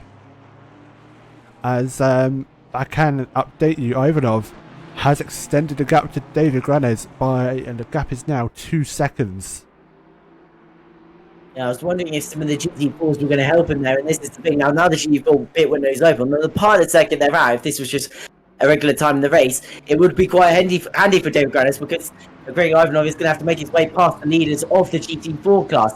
But where they are now, it's going to be interesting to see where the Ferrari does meet them on this part of the circuit. As we switch back to them, there in the background, it's the Ferrari, and I think he's actually going to catch them on the straight, so they shouldn't get held up too much. The thing is, the GT4s are all fighting one another, so you never know what could happen. Anyway, we come down towards turn 11. What are they going to do? The Ferrari's going to get to the inside of at least one of them, being the Gennaro of Daniel Tomlinson. He's going to go to the inside of Martin Thorpe as well, which has actually halted him a little bit, and then to the inside of Ben Brown as well. So easily done by Elmar Kurbanov there. Oh no, not Kurbanov, Gregory Ivanov. And well, that was moved done. And again, David Granez catches him in the wrong part of the circuit and is completely caught out by the GT4s. Really not what he wants. Not in the slightest. These guys, I'm sure, will dive to the pits. However, Martin Thorpe stays out. Yeah, it decides to go a little bit later. I'm not sure if that's...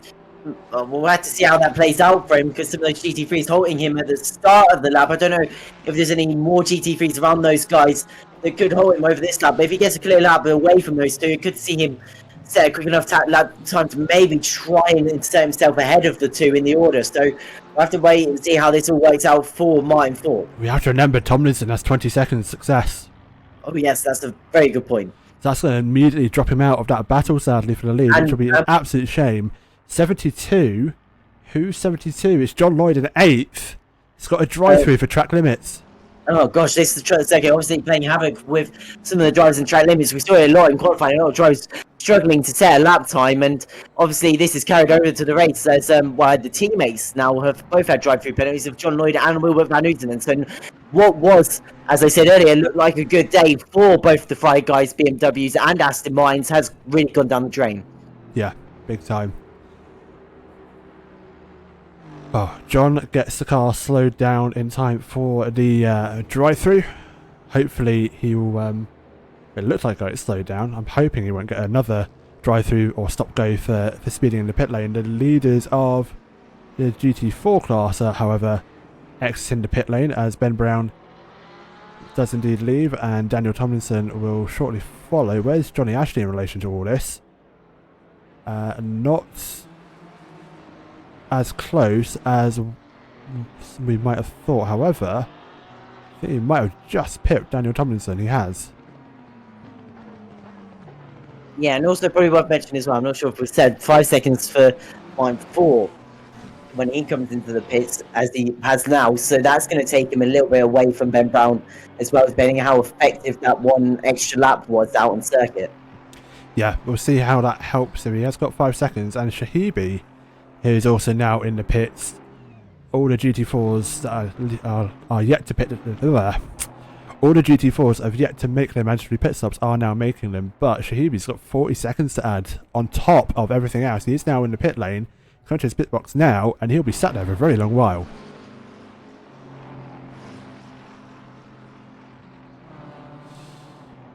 As we have a look at Ben Brown, I'm going to presume. Oh, goes very wide. Oh, that's a wobble.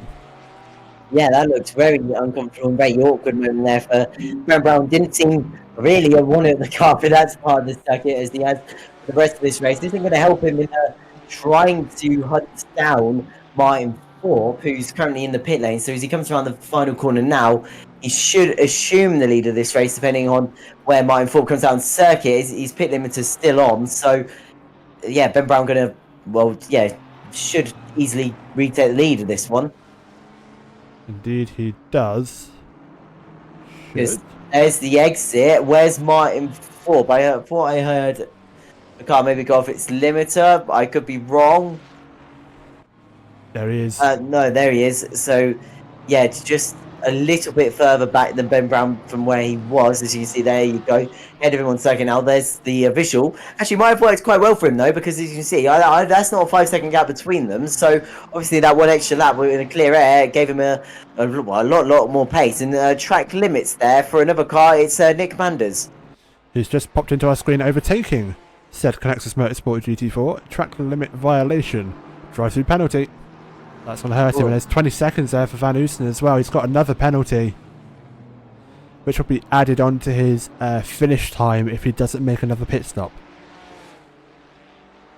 Yeah, so Nick Manders coming off, coming off a third place last round, and really hasn't had the same luck in this round as the poor driver in the Porsche. As he's currently behind Ralph Best, won't make much of a difference, and I assume he'll come in straight away to serve his drive-through penalty like a lot of our drivers have today, as he now comes around the second to last corner. Will he dive to the pit road? Nope. No, he doesn't. He decides to stay out. Fair enough. It obviously doesn't feel like he wants to serve it yet. We'll have to serve it within the next 2 laps now as he comes across the start-finish line, and as it nicely pops up there for me, as we now come to Luke Sherlock and Alex Shahabi kind of cosplaying the teammate cars in their fight for first, but this rather being for somewhere in the mid-pack of the GT4 class.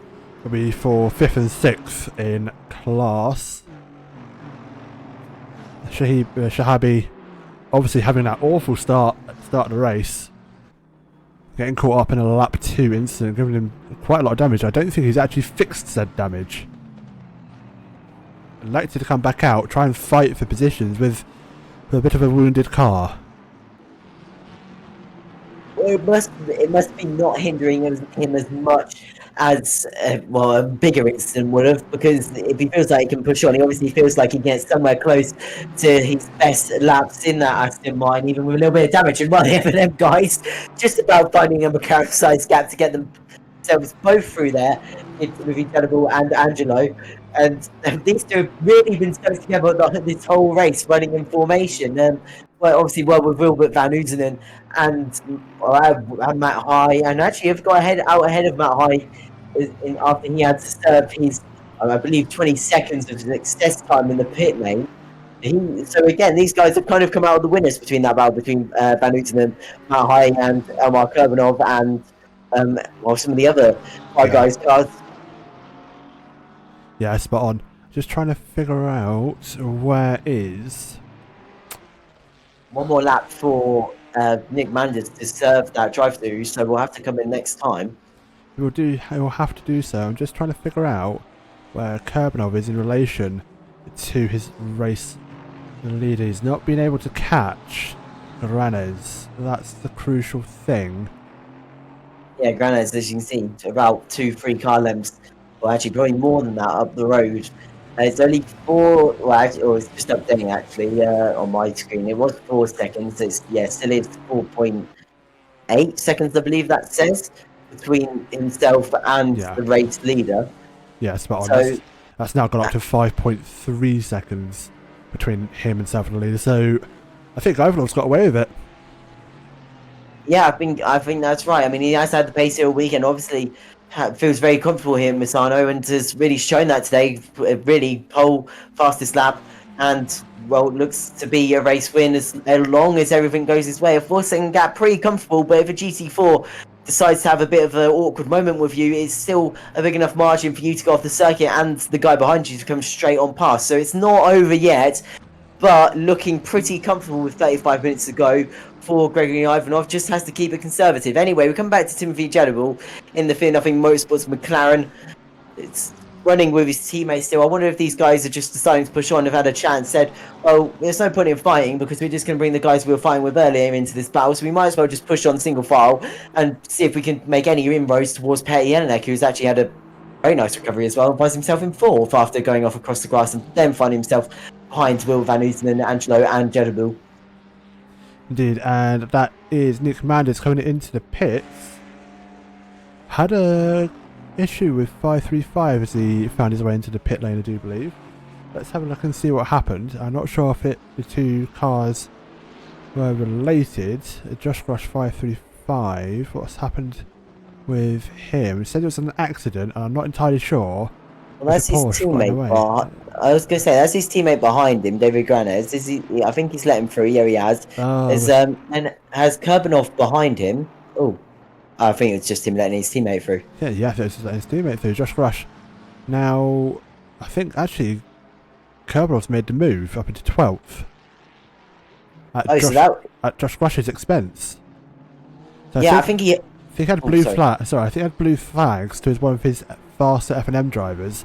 And I just caught him sleeping. And Kurbanov has said, "I'm going to take that like candy from a baby."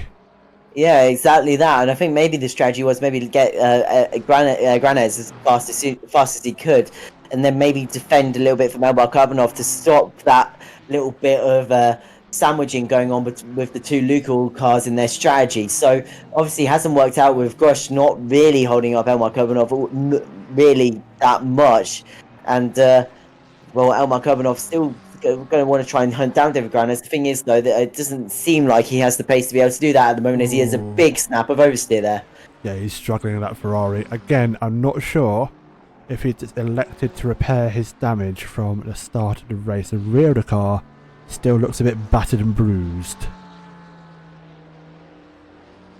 And also, I think he had a penalty to serve in that incident as well, so maybe he didn't want to add damage time to that and has elected to just carry on with the damage to just, well, make his pit stop that little bit shorter.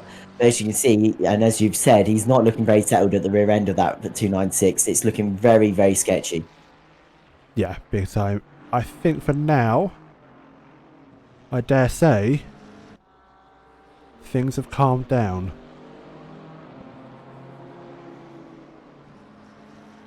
Yeah, they seem to have, after really a manic first hour of this race, with all sorts happening, all sorts of battles, but the pit stops have kind of just broken up everyone a little bit with the success penalties being applied and just general penalties being applied as well. And yeah, I think, as you say, it's just kind of stagnated a bit. Everyone's separated themselves out a little bit. Gregory Ivanov really has the pace at the front of the field. Has already, well, regained the margin he had before the pit stop. 7 seconds now separates himself and David Granez. Yeah. Maybe a little traffic helping that as well. And it's all kind of coming together for Gregory Ivanov. And it's, well, I mean, we've said we'll have to include drop rounds, but as things look, he's well, actually, no, he's not leading the championship anyway. He's in second in the championship. So it's, yeah, so I mean, with drop rounds that might change things, but I mean, it's looking pretty dead on for the moment for Gregory Ivanov, as he's really got the full house. Yeah. What is the status of the GT4 standings for both teams and drivers? Can you have a look for us, dearest Tom, and give us a bit of a heads up? So for the drivers' standings, it's 311 David Granez, then Gregory Ivanov on 310, then Matt High on 286, and then Elmar Kurbanov on 277. Then when we go to the GT4 standings, it's Alex Shahabi currently leading the way in that on 333 points, Bren Brown on 307 points, and Theo Hoffman's on 297 points. Then Martin Thorpe on 282. Then as we go towards the teams standings, as I need to just find my piece of paper with it on, there it is.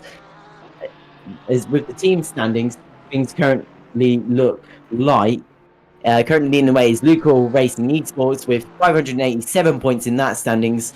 Right Guys Motorsports MK on 511 points in second. Third is F&M GT3 on 506 points. Then the gap gets quite big with F&M Badger on 359 points and F&M GT3 2 on 254 points. When we then go to Consensus Motorsports, it's in GT4, they lead the way on 615 points, 100 ahead of Sherlock Automotive RS, who are currently on 515 points, with Wall Kissers in third place on 492 points.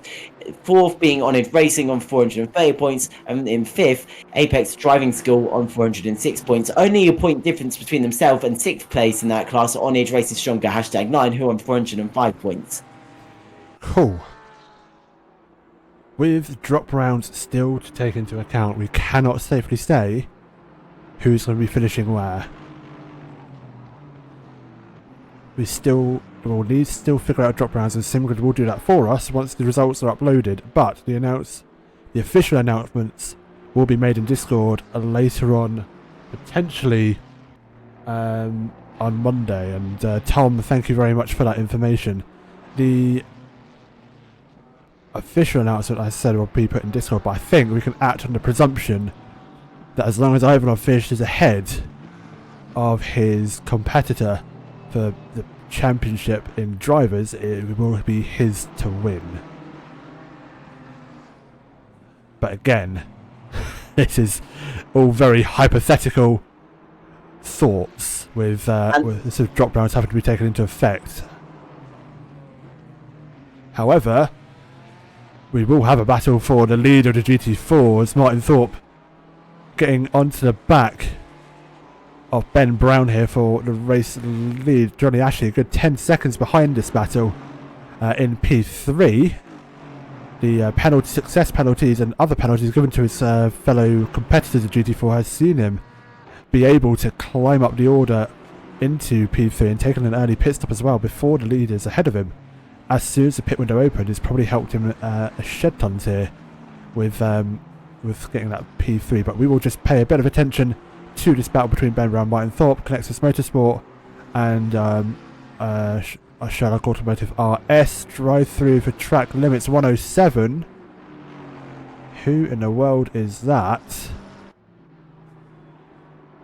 It's Rayshawn Thompson, sadly, down in P24, who I think is about to be lapped by these guys. No, he's not. Ignore me. Oh, he actually might be. He's just ahead of these guys. Such as the gap that there is between the GT4 group.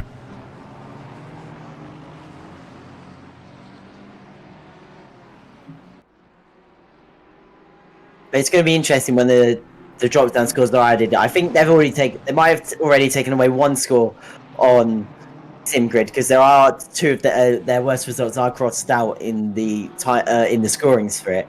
And as things currently stand, the second worst result for David Granos is the 7th, and the second worst result for Gregory Ivanov is the 10th, with both their worst results being 11th and a 14th for Gregory Ivanov. So it could still be on for David Granos, depending on the points difference, but I would need to have to work that out, and I'm not sure if it necessarily be right. We shall confirm it Yeah. after the race is done, as Angelo goes very wide.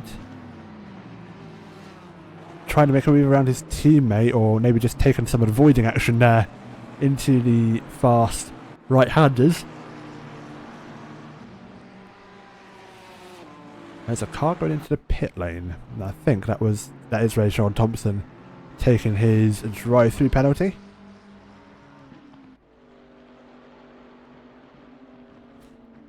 for now, there's not much happening. To be perfectly honest with you folks, I am quite interested though to see whereabouts Kurbanov is. He's down in 12th at the minute, but in relation to the leaders, we did have a theory that he might try and close the gap to Granos in P2. Try and maybe play a bit of tactical. I'm going to unlap myself and then just drive out a little bit slower to try and secure the lead win for Ivanov. But I don't think he needs to, because Ivanov is actually about 8.9 seconds ahead of P2. So I don't think they need to do any silly risks like that to secure the win there for Ivanov. But apart from that, the battle for P2 is getting mighty close again. That's a backmarker Janetta GT4 of Tomlinson, potentially as... Oh, that's a move! Martin thought up the inside. And there's a yellow flag very briefly. 111, 107, car 9 also involved. What's happened there? We're about to find out. There's some unlapping shenanigans, I do believe. There was contact and there was a yellow flag. There's a flash of the lights from the Porsche. Along the inside. Oh, there's a bit of a door bang. I think that was all. I think that was it. There was a lot of hecticness happening there. There was definitely a yellow flag. There was an incident somewhere. I think we're okay. Kurbanov now actually catching Ralph Vest here for position. That'll be up to the 11th. A bit of a recovery drive for Elmar from what was being quite a torrid race for him. Into the penultimate turn he goes. And I think he's going to stay behind for the final turn as well. You might think of making a move into turn 1 potentially. Oh no, there's a sausage curb. That slows him right down. And any hopes of a move going into the next few corners at the very least has been somewhat diminished. As Ben Brown, after losing that race lead in GT4 class, is now back on the tail of Martin Thorpe. This battle is yet to be decided. I have a feeling these guys will continue to fight for the next 23.5 minutes or so, right until the end of the race. It's been tit for tat between them. Their laps very similar, but at the minute looks like Ben's losing the slipstream a little bit. Bigger gap falling out behind him, but in the GT3 class, however, Kurbanov does eventually make the move around Ralph Vest. Just had to wait a little bit longer until he could, as Ralph almost comes back at him on the brakes, almost going, and well, I say Ralph was on the brakes, but almost used Kurbanov as a brake into that long right-hander and up until the I say the back straight, the straight that isn't a straight, but is easily flat out for these guys in both classes. Oh, he's gone off. He's just got a little bit crossed up coming out with that corner there, and he's just gone straight on his Ralph Vest. Indeed he has, and that's going to cost him time to Kurbanov, but I think in reality Kurbanov is the faster driver. Even though he's down in 11th, through no fault of his own, he will take that position and run away with it. Right, GT4s are still pretty much on top of each other. And this is for the lead, bearing in mind that Ben Brown potentially might have just got caught out by some lapping traffic. And maybe got out of the way a bit too much to let Martin Thorpe through. The door was left open for him, and that door was very much forcibly moved through.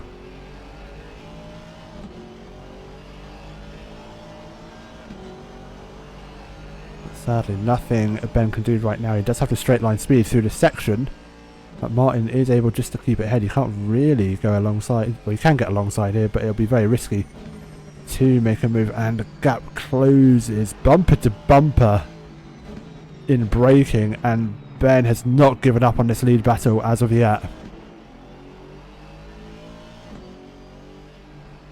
Penultimate corner through they go. Ben's not going to risk it on the brakes into the final 10. He's going to stay put. Let's try and stay tucked under the rear wing of that Aston Martin for a little while longer yet. Turn 1 is next opportunity. Not close enough. Really need to be alongside. Really drive through by race control for 227. That's McCullough again, down in second to last in class. I will research why that was. Yes, absolutely, because that was applied by race control.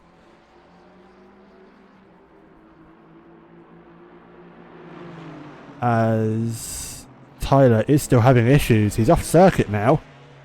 And I do fear he's returned to the pits. Driving unpredictably in multiple incidences has Tyler McCullough been served the drive-through for. Oh. And he's left the server. Yeah, obviously he didn't agree with maybe the student session agreement, or was maybe a little bit upset with himself. Anyway, he's left the server. Anyway, we come to Matt High, who's had the 20-second penalty success to serve. Is currently 6 seconds off the back of Will van Oostenen, who he was fighting with earlier on in this race, but kind of finds himself in a little bit of no man's land. Anyway, we come to the two Genetics here now of Dan Tomlinson and Johnny Ashley, as well, Ashley defending his podium in class at the moment. So a very nice result to end the championship for Johnny Ashley if he can just hold on to it for the next couple of laps. As we've seen, Daniel Thompson seems to have had a lot of pace here today, so it's going to be a hard one for Johnny to try and keep a hold on to, but maybe this GT3 can help him. It doesn't look like it is at the moment, as the Apex car is struggling to make his way past Ashley. Is he going to make his way through now? He does. He's just squeezed up the inside of Johnny Ashley, and that's not going to have helped him through that section of the circuit, but I think he's still just about got enough of a gap to keep himself ahead of Daniel Thompson for now, but Thompson just actually, especially around that final corner there, just has that little bit of pace to probably make his way past Ashley. It all depends on how defensively Johnny does drive these next few corners. And it's contact! And there's contact! Ashley's off, he's spun to the inside. I think he's just about gathered it up though. He goes across the grass. Tomlinson is going to go around the outside again, but has allowed Ashley to keep the position. Very respectful driving there from Daniel Tomlinson. Obviously felt like he had the inside line there, and, well, sadly did not in the end. And, well, let's have a replay. Indeed we shall. Let's jump on board with Tomlinson. Johnny gets a really bad run through that turn. I think that was... I'm not sure who to really portion blame there. Yeah, because it looked like, from Daniel Tomlinson's point of view, as we rode on board there, it kind of looked like, well, Johnny was out of it because he obviously spun the rear tyres up out of the corner and really looked like he had no traction to be able to defend Daniel Tomlinson at all. But then as they came back to the inside line, Johnny goes back for the racing line. It's a bit of an awkward one between the pair of them, because I don't think either of them were trying to drive maliciously there. I think there was a bit of a lack of awareness from the pair of them. Anyway, they still run side by side, so they're obviously plenty aware of each other as it currently stands, as they go through turn 12, now into 13, then 14, and it looks like Daniel Tomlinson still struggling to find his way past Johnny Ashley. Ashley outbrakes himself maybe a little bit into that section of the circuit, just about gathers up actually out of the corner though, to give him a nicer exit than the oNiD McLaren Ginetta, wrong British car brand, as they come into the final corner. Again, it's just Daniel Thompson not really close enough to attempt anything. Again, probably going into turn 1, we'll have to rely again on maybe Johnny making a little bit of a mistake as he comes out of this corner. It takes a much wider line than Johnny does through this section, maybe trying to set himself up for the inside for turn 2. This doesn't really work for him. And as they exit turn 2 again, it's Johnny that gets a nicer run this time and is able to hold on to position as we run on the rear of Johnny Ashley.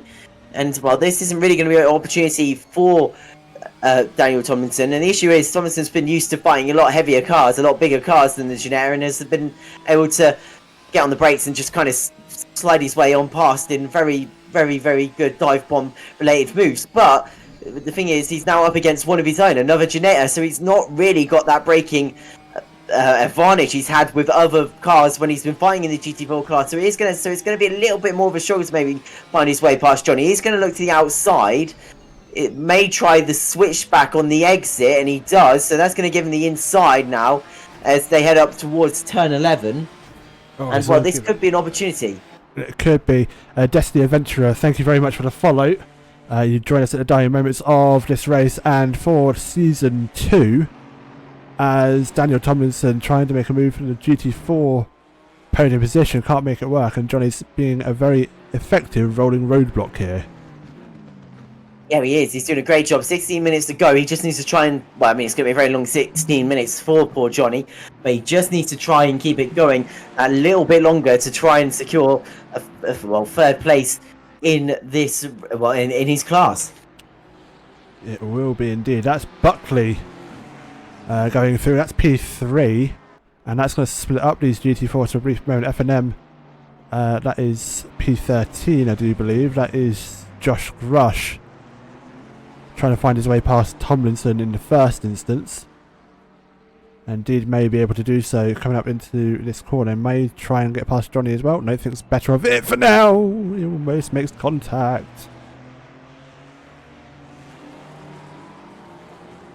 Stays put, and now that's giving Johnny a bit of breathing space, but I think that will start to close up once more in a few moments' time. We'll keep an eye on that. However, Ben Brown has dropped from Martin Thorpe. Martin Thorpe holding the lead for the GT4 class, and that battle has died a death a little bit. 2 seconds is now the gap between Thorpe and Ben Brown. Well, just mentioning as well, if Ashley does finish in third position, that'll be our 10th different third place finisher of the season. So that'll be a nice round number to end it off. If you can just hold on from Daniel Tomlinson. Absolutely. I, however, think there's a move about to be made, potentially. Oh, Daniel can't find anything around the outside. May try and go for the switchback, go for the inside, but Ashley's aware of it, defends to the inside.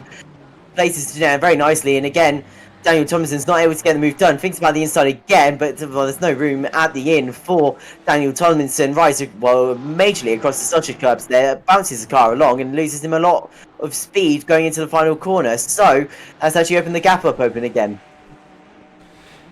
Indeed it has, as Tomlinson is yet to make the move.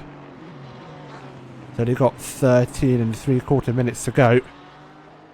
But for Johnny, that's going to seem like an eternity. Yeah, it is really going to be a long time for Johnny. He's done well for the past...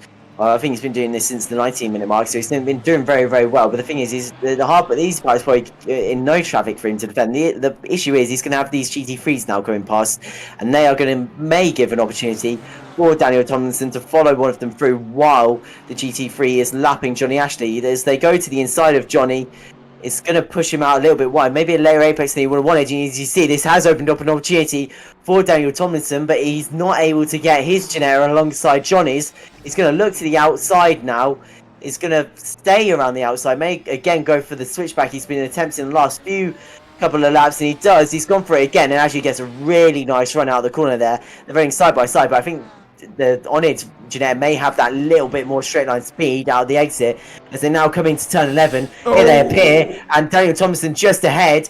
Johnny is still around the outside, may go for the switch back into this section, and he does. He's looking to the inside, isn't able to make it work though. Daniel Thompson's wide though, so Tomlinson off the circuit.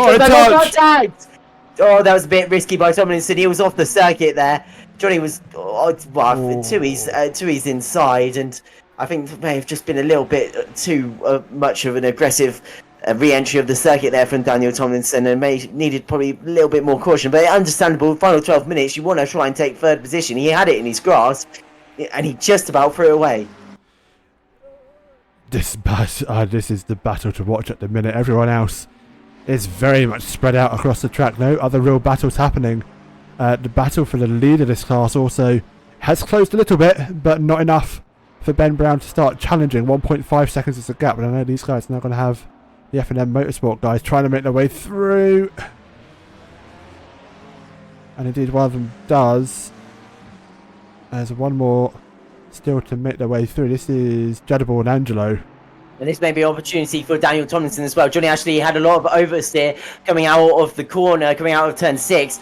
And it's put Daniel Tomlinson right to the outside there. Had so much momentum onto the straight, but again, he's not going to be able to get his way through. He's going to switch back to try and give himself the outside line again for turn 8, but he's not going to be able to get any move done. And yeah, he's just not close enough to just get the move done as they now come onto straight again. He's further back than he was last time. Johnny's knowing he can't give him the inside. Actually, I think he might have. Yeah, he has. Yeah, he's squeezing him and making contact. But that little squeeze stopped the momentum of Daniel Tomlinson. 10 seconds for Tomlinson. 10 seconds for Tomlinson. So it's on for Ashley as long as he keeps it on the circuit. As long as he can keep it on the circuit, and within 10 seconds of Daniel Tomlinson, he's on for first podium of the season, is Johnny Ashley, and I'm sure he'll want that. This is really his Kurt Angle moment. Kurt Angle won a gold medal with a broken freaking neck. Johnny Ashley is coming third in the oNiD X QRT Multi-Class Team Cup with what's he done to his leg again? Achilles. Yeah, with a torn Achilles. Is it torn Achilles? Something no, like not that. torn. It's something torn, like that, yeah. He's torn something. He hasn't broken a bone. He's torn something. I think it was his Achilles. Yeah, so he's coming third in the oNiD X QRT Multi-Class Team Cup with a torn freaking... I forgot the name of the bone again. It's too many words for me to remember. Achilles. Anyway, come back. I'll go back to talking about the racing now. Anyway, we come... and it looks like Daniel Tomlinson again. It's just about there, but again, coming onto straight, Ashley just seems to be doing enough to hold him off. He's probably more enjoying this fight now than feeling any sort of pressure about it. Well, the only pressure you'll probably be feeling is he's probably worrying that Tomlinson may run in the back of him.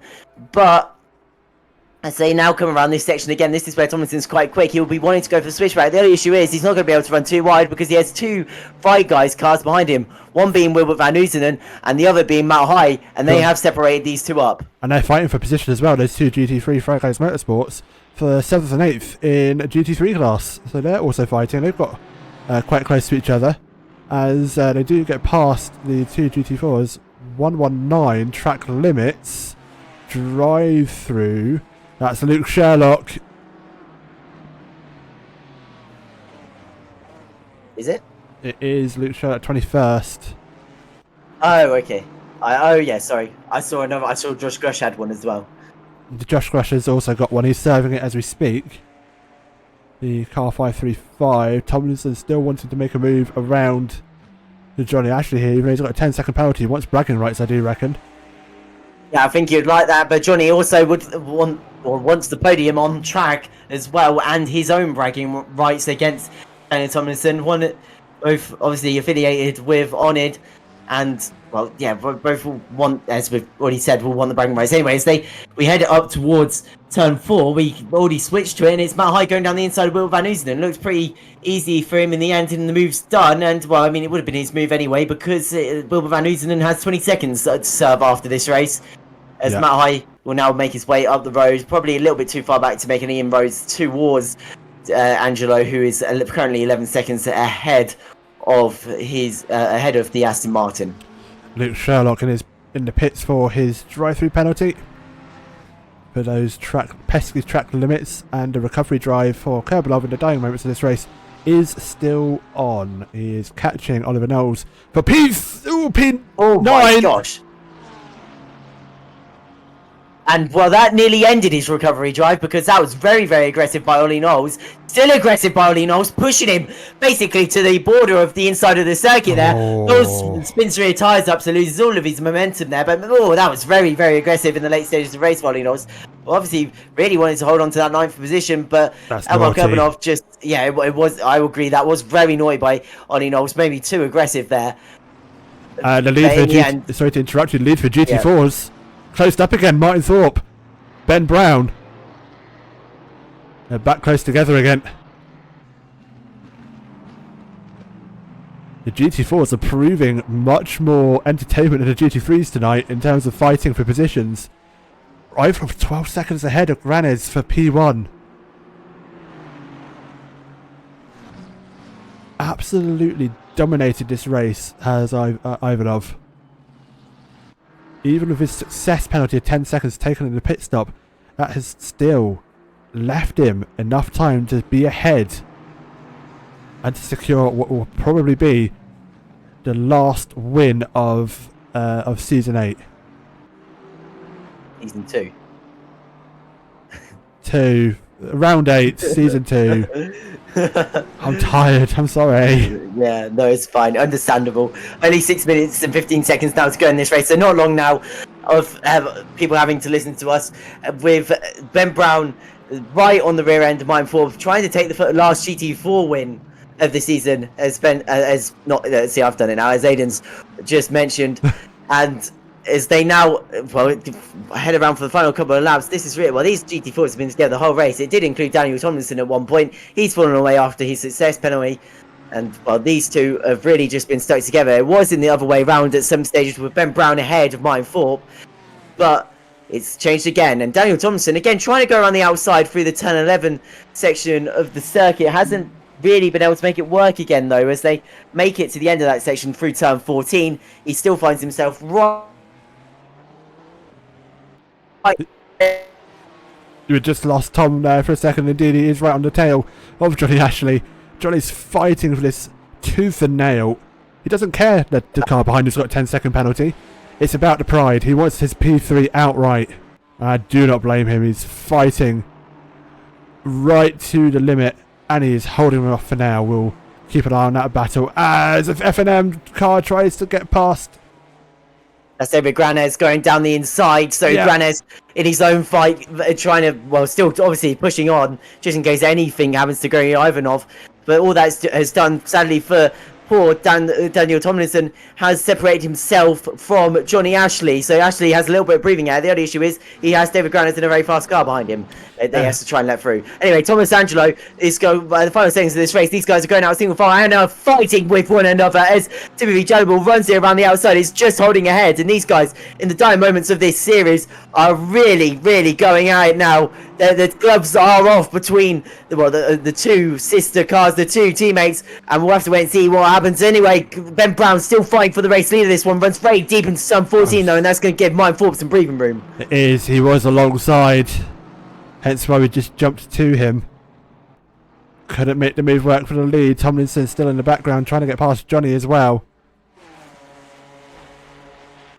And have a look up the inside.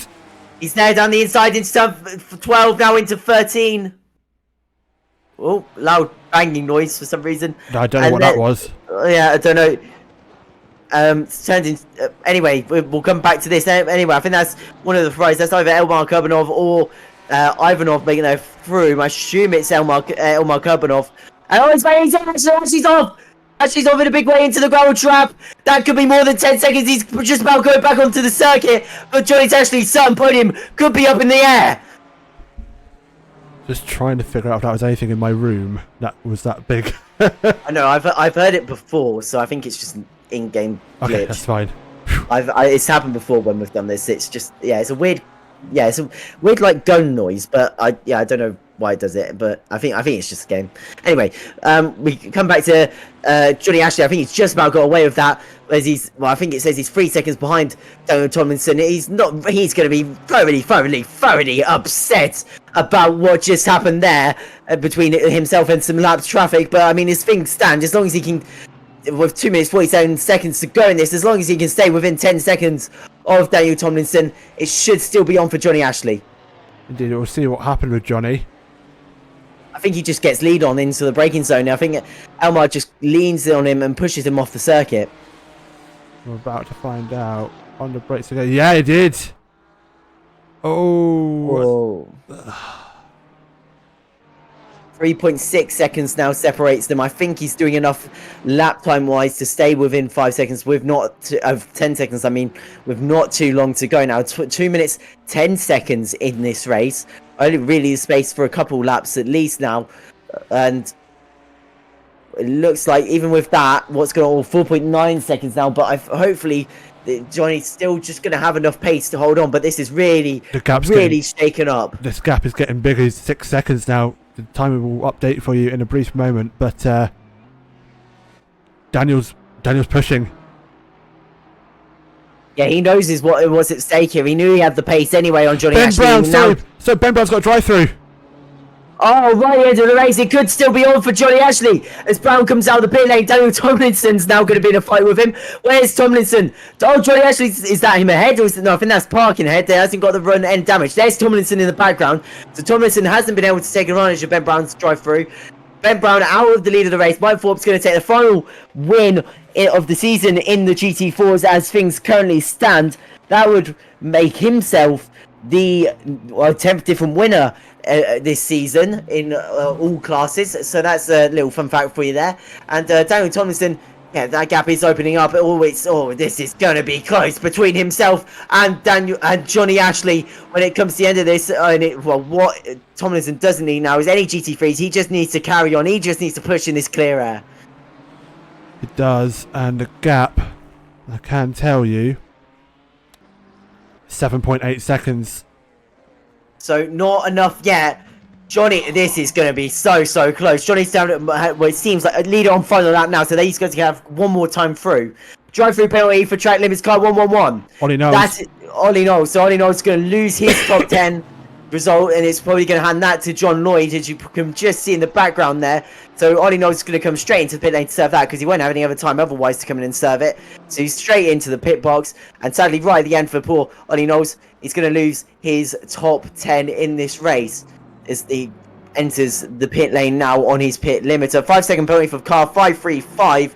That is Grush. Another 5 seconds, 10 seconds now for Grush, and yeah, so that's his race done as well. Anyway, we come back to Johnny Ashley. Aiden, what is the times? 9.3 seconds. Oh my word. So it seems the final part of the lap is really where Johnny Ashley's getting affected the most, and I think he's just going to lose out on this podium in the end, just because of the damage on his car, and just the pace of Daniel Tomlinson's going to just outpace him as we come into the final.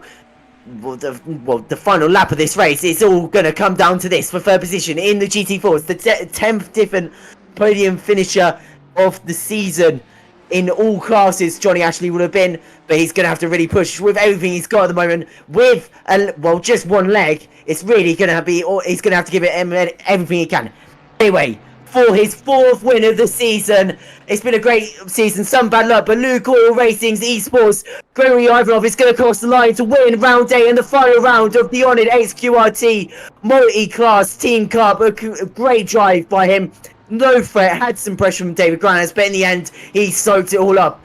Ryan Forbes is going to be our 10th different winner of the season as he wins for Consexus and comes across the line for a strong result for him. A nice way to end the season and no pressure from Ben Brown as things stand. All eyes turn to Johnny Ashley for this podium position now. We'll say congratulations David Granez, P2, and Christian Buckley will shortly take P3 for GT3. The gap is 11 seconds.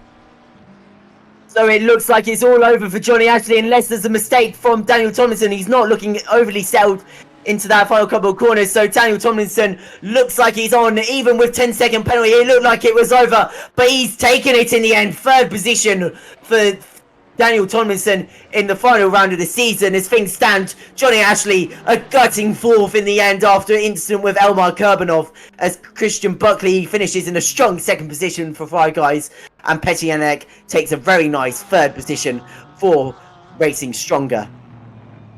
And there's donuts, folks. I can tell you now, they are having fun.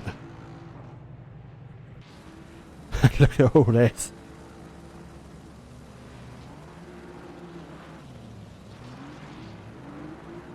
Oh. And donuts they are having, that is Kurbanov, car number 8 as well, having some fun there as well. And indeed, that is that, folks, as I think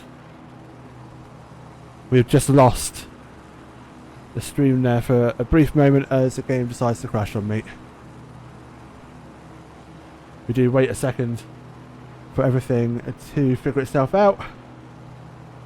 Come on, please work.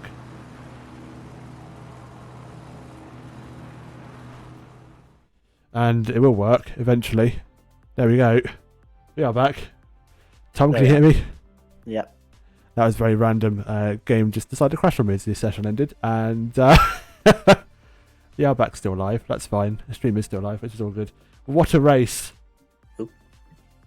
Oh, hello. You still there? I think we're still Yeah, here. yeah, I'm there. Will, I had a will. little drop, but I'm back now. No, that was me. That was my end. It was my game, my PC going, the game's finished. What do I do? What do I do? Anyway, what a race. Habibo, Petrojanelek, indeed. I have to agree. It was a race, and a race to end this fantastic season, and what a season it has been. Habibo was sweating like mad at the end, opening up that gap to Johnny. Yes, that was. I reckon Johnny's gonna be absolutely gutted with that.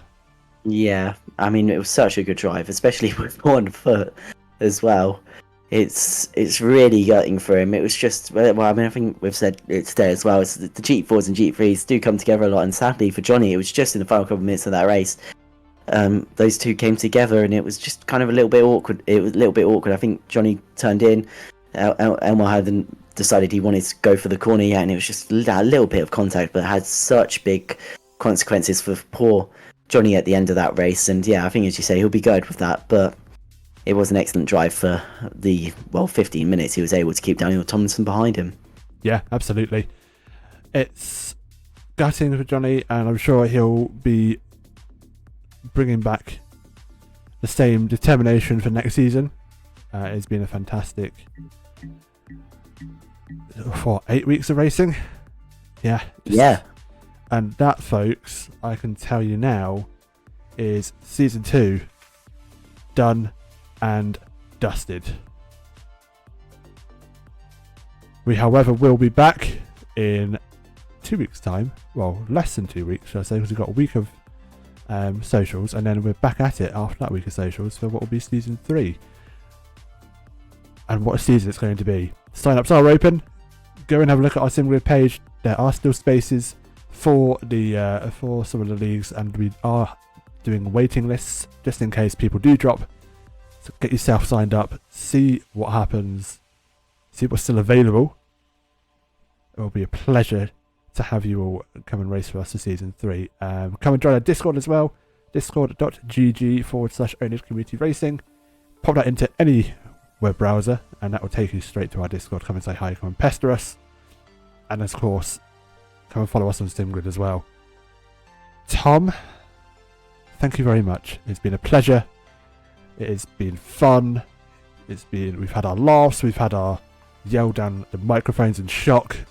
Yeah, a lot of them. A lot, absolutely a lot. Hopefully have you back for season 3. Yeah. Yes, it's one of my favorite. Obviously, I do.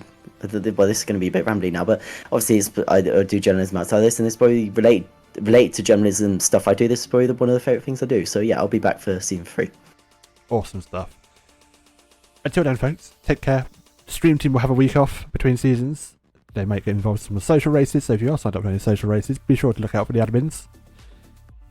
Until we are back for season 3, we'll be back on Monday the 16th with the first round of the ACC Championship on the RS Racing Stronger, sponsored by Cadan Computers, I do believe, if I remember correctly.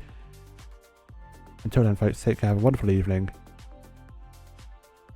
See you for season 3. Bye.